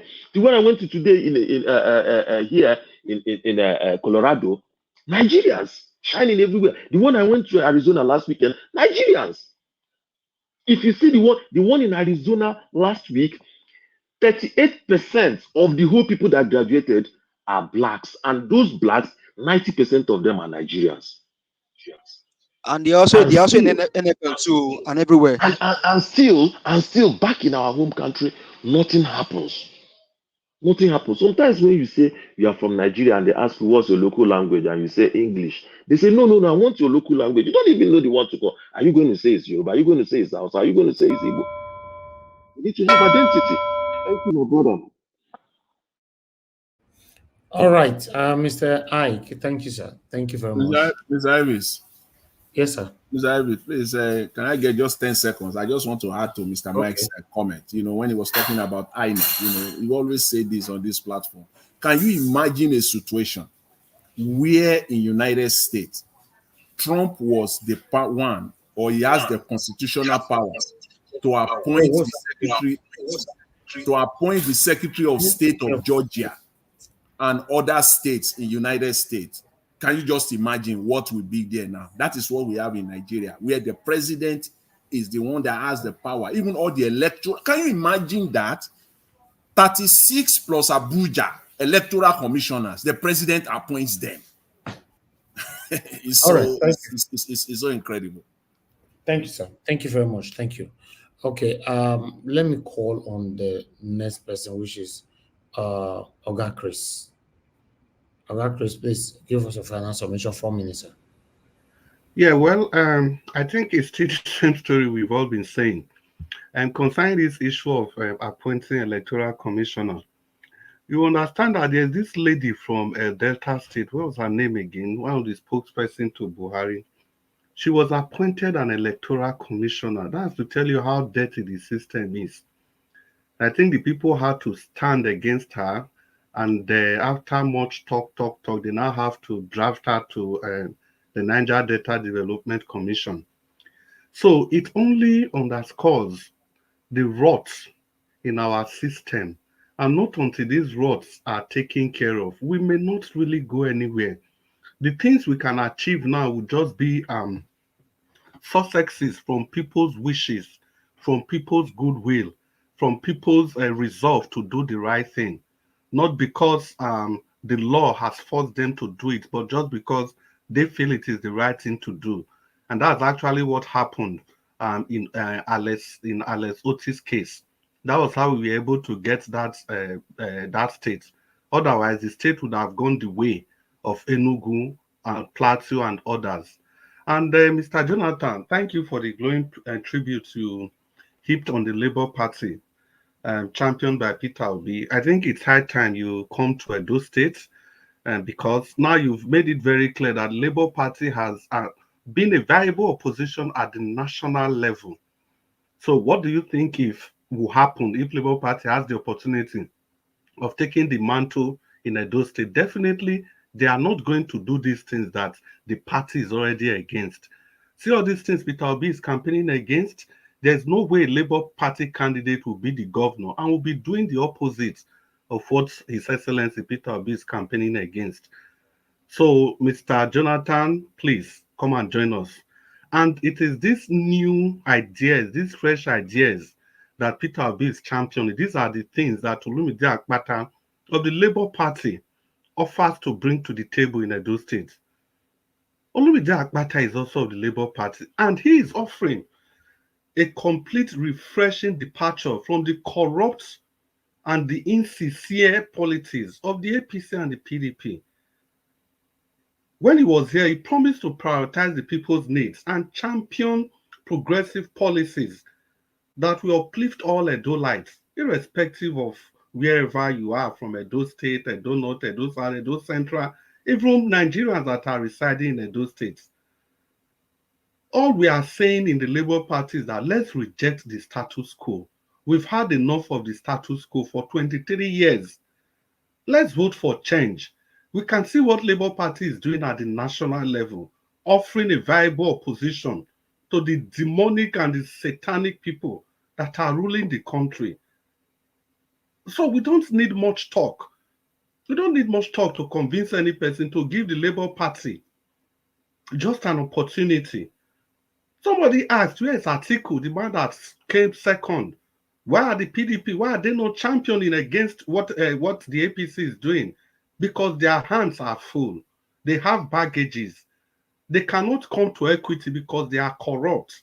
It is only Peter Obi of the Labour Party that is able to do that, because there's nothing you can hold on to him. And it is the same thing the people in Labour Party, it's the same thing they present. It's an opportunity to test a second Labour Party's governorship and candidates. What else Olumide Akpata did that is very, very germane is this. When he was in the NBA, he was not a fan. He had the opportunity to have sold that association politically so that he can get that position, because we know that most of these fans, they get it politically. Look at Festus Keyamo, he has been a barrister for long, but immediately the APC came to power in 2015, just less than 8 months, they gave him a son. He became a son. Olumide Akpata could have also done the same thing, but he is not in the business of selling out people like the PDP, where Asue Godalo is coming out from, sold Edo State to the Fulani hegemony. If not for the timely intervention of Mr. Nigerian and well-meaning people of Edo State, they would have sold Edo State to the Fulani hegemony. The point is this, is that Olumide Akpata has also demonstrated courage amidst the face of opposition. He did this against no other person than a sitting president. He didn't need to do that, but he did. So if somebody can fight, he can put his career down for a simple association. Tell me what he's going to do if he's given the opportunity to be the governor of his own state. Tell me what he's going to do if he's given the opportunity to serve and he has the likes of Peter Obi and Alex Otti watching over him. Tell me what he's going to do if he understands that the mandate that is given to him is a special mandate from every commoners on the corners of Benin. And what else? Remember, he said it with his own mouth, that is a part and parcel. He gives legal advices to the traditional institution of the state. What else do we want from a man? Completely nothing. Zero baggage. Nothing like corruption, nothing like Godfather. And we know Peter Obi is not the Godfather type. There are even no Godfathers in the Labour Party. It's an opportunity for we to activate change. It is only insanity. It is only insanity. I repeat for the third time, it is only insanity that makes a man to keep doing the same thing and expect a different result. If you vote for the PDP or the APC, it amounts to doing the same thing and expecting a different result. The only way you can get a different result, good people of Edo State, is to do something differently.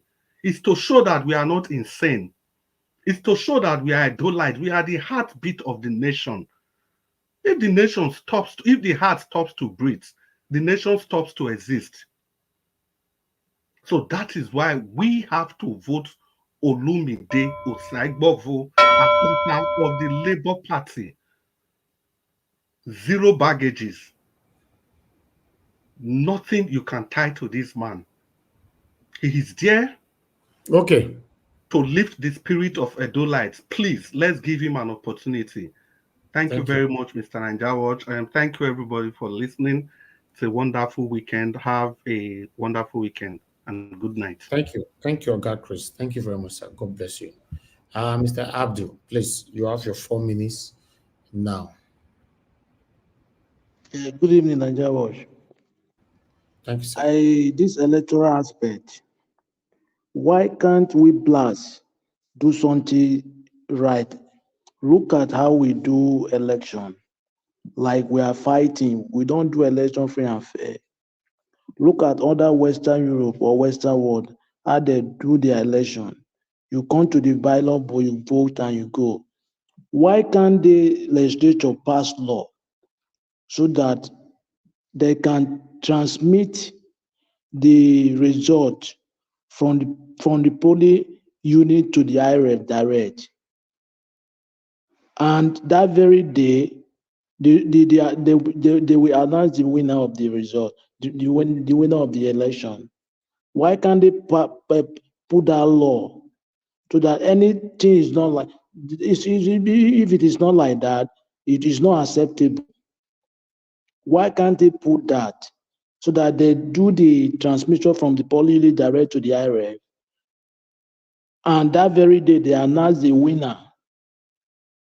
We blacks, we always do something different. Look at other people, other Western world, how they do their election, free and fair. They don't tell you to go to court. How can you do election? You buy talks. They are smuggling ballot box. You yourself, you are more than talks. Our people, I don't know, we blacks, we have one kind of attitude. And it's very bad of all. That's why we are not moving forward. Yes, I say this because everybody wants to benefit on his own. You don't care of others. But look at those how other people develop, all those developed countries, how they behave. Any government that came, you want to do something that generation, they will come and meet that thing that it did there.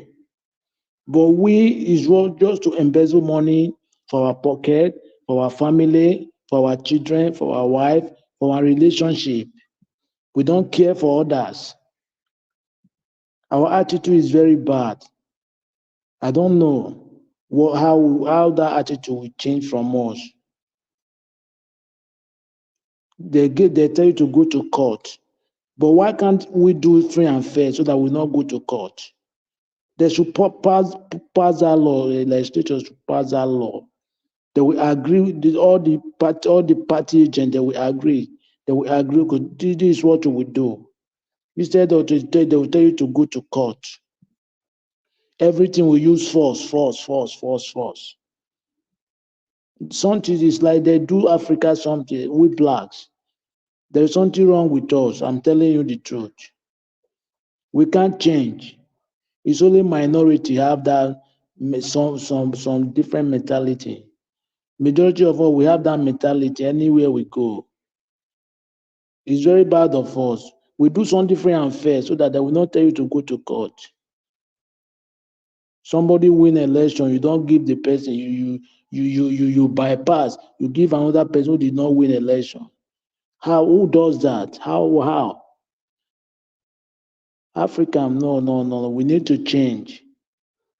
And look at other people, other advanced country. Free and fair education. Thank you. All right, Mr. Abdul, God bless you, sir. It's good to have you on the show today. God bless you. Let me come to Black Panther. Black Panther, give us your final submission. 4 minutes. Yeah, thank you, Mr. Niger Watch. I want to thank everybody out there. I want to answer the last question the last speaker said. The answer to your last question, why we are behaving like this, is because we are not yet a nation. There is one thing that when we say, people will always argue. Just look into it deeply. When we mention Nigeria should come with a new constitution, you see people arguing, no, the one we have before, we have laws. There's one thing about the constitution. There's a spirit behind the constitution. When nation says, I bow before the constitution, not before men, there is a spirit, and that spirit is imbibed into everybody working in the presidency, where the president will tell you that, take that money. You will say, Mr. President, I can't do that because the constitution says I cannot do that. And if it is illegal, I cannot do it. When you take me out of this job, I will say to the world that this is the reason why I was taken out of, because I obey what? I bow before the constitution of the Federal Republic of Nigeria. There is a spirit behind the constitution that we have not known. That is why they attack us anytime we say a constitution. That is why we say Nigeria is not yet a nation. Because a nation under one law, under one God, we excel politically, economically. They will excel because they wrote it. And if anywhere is going wrong, we should be held responsible. That is why we said, with the constitution, our mentality, the spirit behind the constitution will come into us and we'll be proud of our country. Thank you. I want to say, go to the Edo State election. You see, when you have a defect product, and when you try to make it good to the public, you will lie. You will, look, this thing I'm saying, you will lie. No matter how you perfect, how beautiful your tongue is, how beautiful you paint the contestant, you will lie. APC lied. PDP, go and check them, they lied. They corrected it, but they lied, we know. So we have a product that is sellable, a product that is divine, a product that is God sent, a product that we have seen ourselves in him. Because if we have not seen ourselves in him, we will go for him. We have made an example, and we have seen Alex Oti. They said, oh, Akpata did not, I just won a law firm, and he was a president of MBA. They said that, but I want to tell you all, the man Alex Oti worked only in the financial sector, and that is where he got everything. But one thing he got was he is a patriot. He loves his people. Those are the two criteria, and we see that thing in Olumide Akpata or Saibogo Akpata. He is the person. We have seen ourselves in him. We have seen Obi in him, because the ideal of the party is all about social democracy. The people first before any other thing. And that is why the man, when he gets to power, which I know he will get there, because the only way this distractor, the only way they have to get to power is by rigging. We know about it, and we are looking at it. So the only way they can get it, and that is the only way they got the local government, they wrote it and they gave it and throw it to our truth. But this time around, when the time comes, we know what to do. the people will speak, because the people are tired of APC, APD. They are tired of them. No matter you paint a bad product well, they will tell lies. And the lies you've heard in Nigeria, you've seen them coming out here to lie. And we all have seen it. That is why we speak what we picture in our heart, in every Edo light. The good we picture, good roads, water, light, electricity, and security. What we picture is the same thing we are picturing in the minds, in the heart, in the person of Olumide Osaibovo Akpata. He is a man that has not been stained.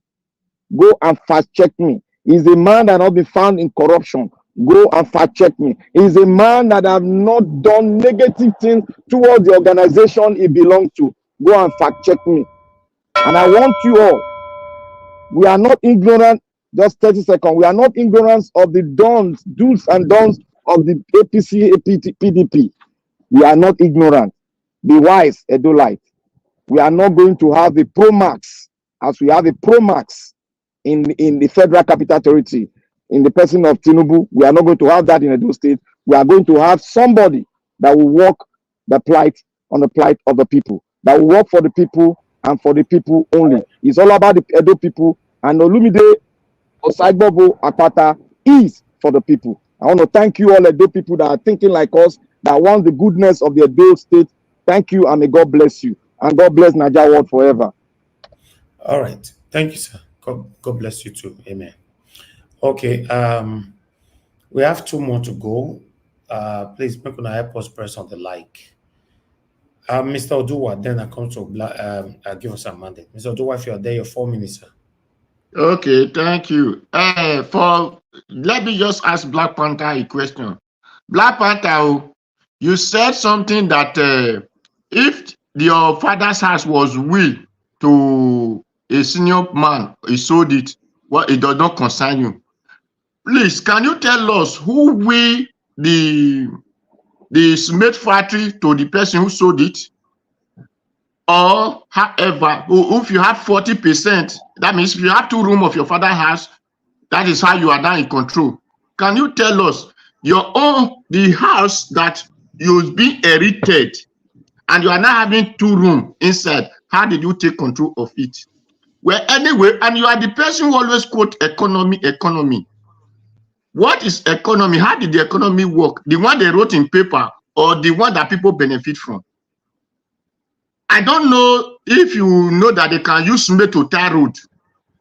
If you are not buying cement from outsiders with your own money, and when you are not that, will you use it to tar road? But if you are producing the cement by yourself, and because you know it's God blessing to you, would you use it to tar road? So I don't know the way people think of their grammar. For me, I'm not a grammar man, but I'm a practical man. I know when you do this, this result will come. When you add 1 to 2, you have 3. That is what I understand. And those things are practicable. So my people, anybody who become governor of Edo State, that is why I said I didn't even use a party. Let we the Edo State have this thing. We can use it to be passing our road. If that Opilas made where belongs to us, that Ekpoma road, we can go and put it there. People will pass it. Sapler road, we can go and use it to repair it, because those roads belong to the state. It belongs to Edo people. It did not. When they say federal, ask, tell us the state that is federal. Nobody, all states are federal. Let us have our resources and use it to develop our state. If you bring your resources and give it to us, and I say you don't care, well, I don't want Moja. Anyway, let me know. Thank you. Can you give me 30 seconds?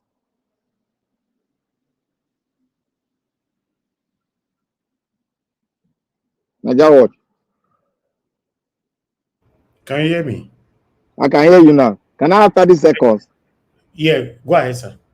Yeah, Mr. Odua, you said if my senior brother sell the house, or is that what you said? You said if they will it to him. I said, can you tell us who will this one to the person sold it? Because be in charge and will. There is difference. Wait. You elected somebody into power. You will all your power to him, your sovereignty. Wait, now you You No, give no. all I'm not here wait to now. argue. Please let me Odua, answer it. let 30 me answer seconds, it. please. I need to end the show. You submit your sovereignty to the person in power to drive home everything in the state, and that person decide to sell the cement factory to someone, and you now come back to accuse the person that is contesting, that want to come in to drive the seat of the state, and you're accusing that person. Is that fair enough? Okay. Thank you. Thank you very much. I appreciate you all. Give us a mandate. Please give us your final submission, 4 minutes. Thank you, sir. Okay, give us a mandate. You are not there. Can you hear me? Okay, go ahead. Thank you. Yeah, sorry, I'm here. Sorry. Well, I think all speeches well said today. Everything went well. What I will say here is for our people in Edo State, please, I beg you, make sure that you vote for Barrister Osaibovo Olumide Akpata. He's a man for the job. He has been tested.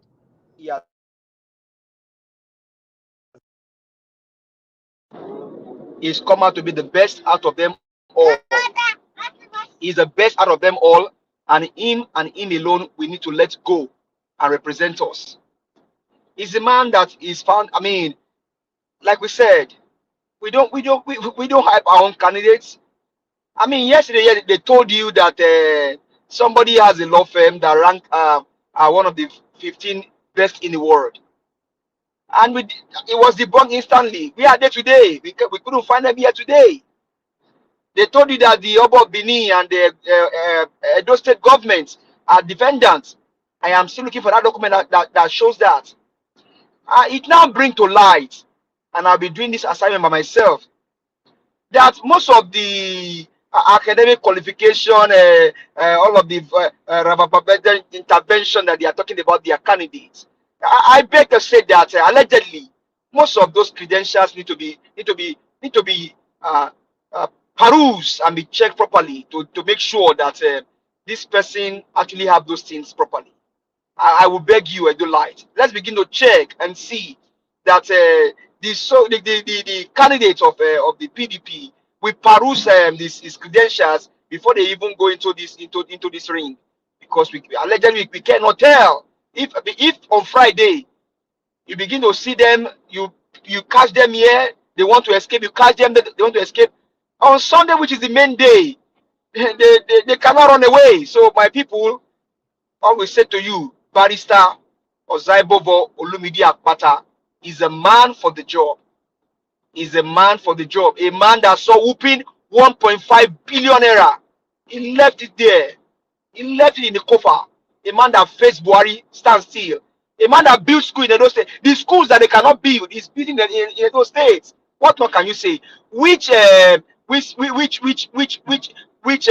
organization is more diverse compared to the NBA in Nigeria? They are learned people. And this man ruled, he was there as their leader and he came out strong.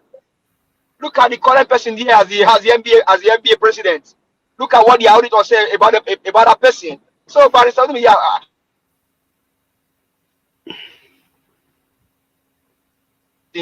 let's allow him. I mean, he spanned into the palace.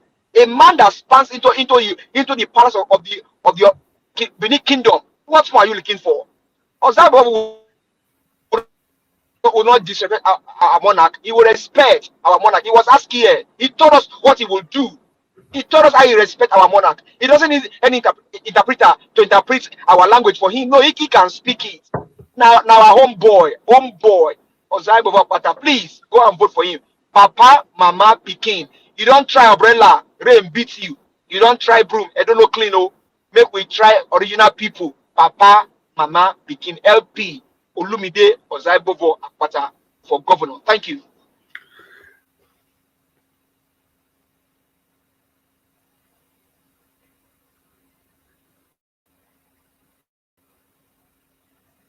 Hello. Naija watch. Hello.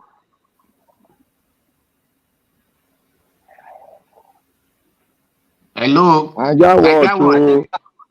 I think Nigeria if it's, maybe somebody else I think, can go after me. Maybe Okay, yeah, thank you. No, give us nobody our before, mandate. but I want to say something which I had to debunk what Black Panther just said. Black Panther, did I accuse anybody that are trying to contest that they are the one that sold Obi as mates?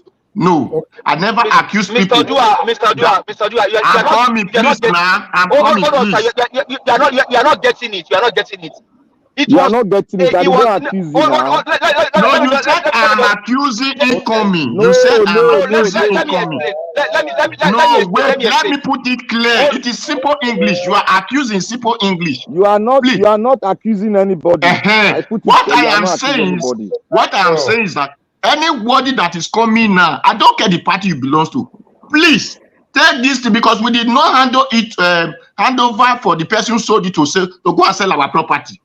Be in charge does not mean sell the property. They did not will him to him. So we did not will him to him. Anybody coming, bring it for us. That is what I said. Thank you. Thank you. Okay, that's fair enough. But I think that Black Panther was clear earlier. And Mr. Dua, I think we should bring this thing to a halt because he was clear.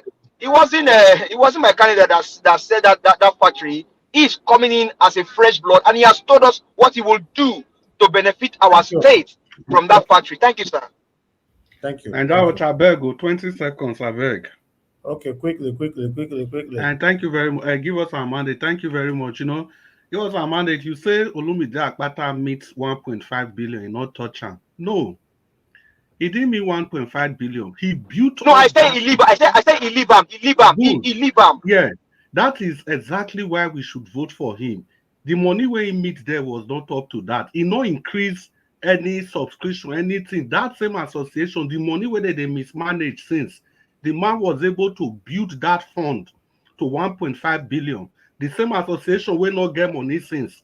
He not going to increase their tax as PDP they do for Edo State. So they complain, say money no they increase tax every day. They put pressure on taxi drivers and bus drivers. The same fund where they not see since that was the money Olumide, he blocked all the loopholes and built that money to 1.5 billion. That's exactly the same thing Peter Obi did. Come on, Edo Light. Let's wake up. Thank you, Mr. Ninja.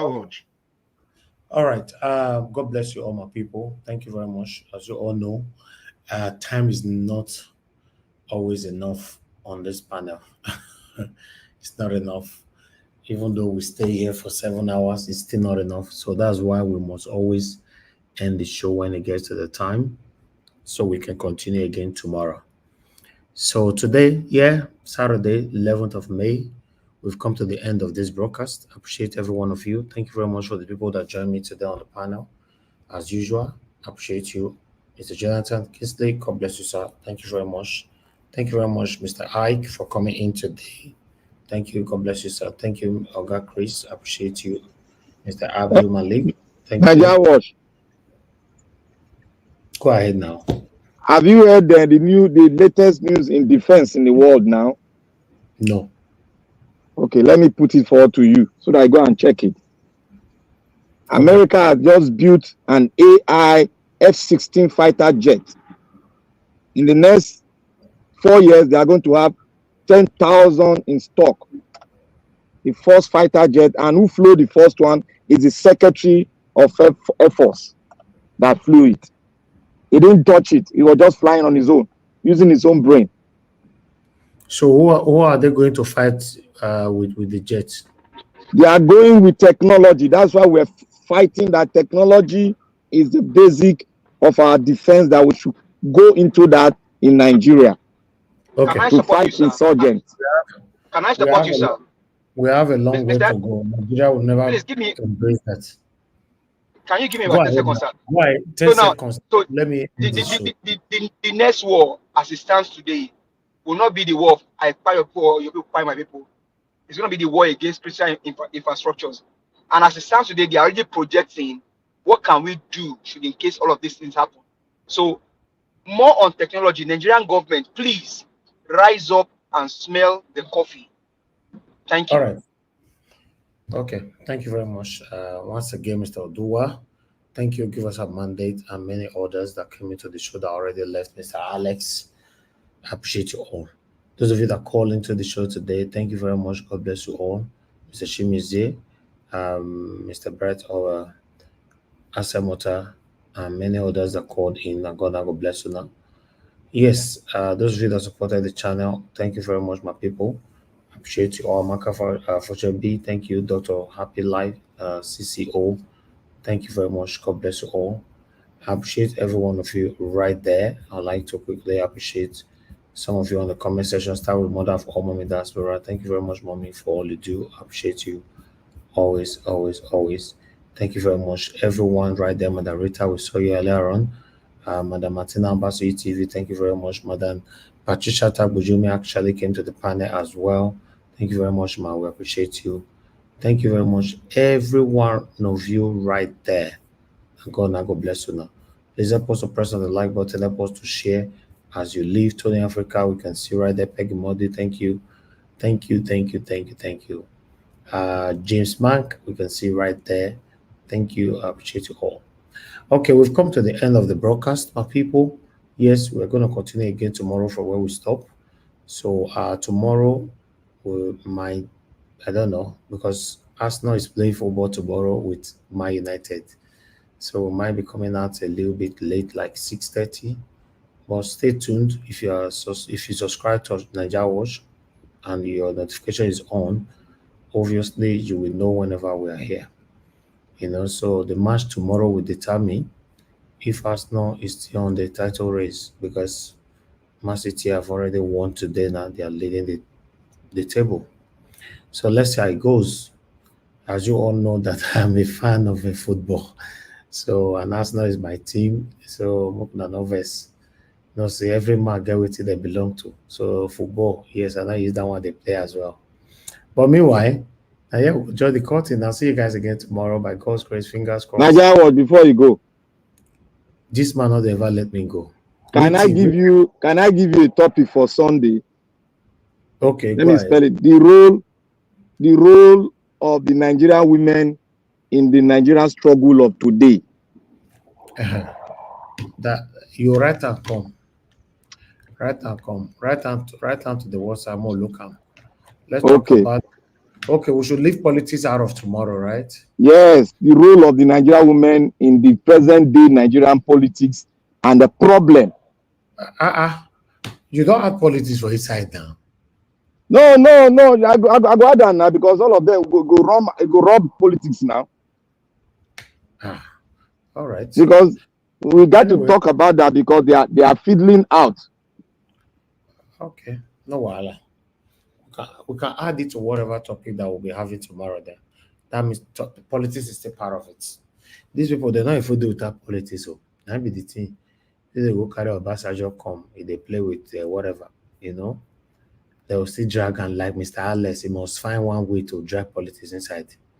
Say me, Alex talk about pastor, go bring politics. Talk about this one, bring politics. Voila. Anyway, people, God will bless you now. Abu Azi, thank you very much, sir. God bless you. I appreciate you. Mother Luke, it's good to hear from you. Say, Mother Luke, say, yeah, fresh topic. Okay, tomorrow now. Okay, we should talk about different things tomorrow. I would have loved us to talk about something without no talk politics at all, but that part I don't go for politics for side the middle. Let's go take and go local Abasha and Abasha local Abasha. So you not go work finish. I go send you the full topic tomorrow. I go carve out so that you go smell that. But anybody feel go bring am, but I go carve out so that I no go smell politics. Okay, most I go be now. And if you have a research attached to it, maybe you don't say the biggest work of our work here is the research. We don't just write title without not showcasing stuff to people. So see what you can do about it. Now God will bless our people. Let me go sleep. All right, Madam Stella, I can see right there, man. Thank you for joining us. Thank you, my people. All right, my people. Permit me to end the show. I'll see you guys again tomorrow. Good night. and bye for now.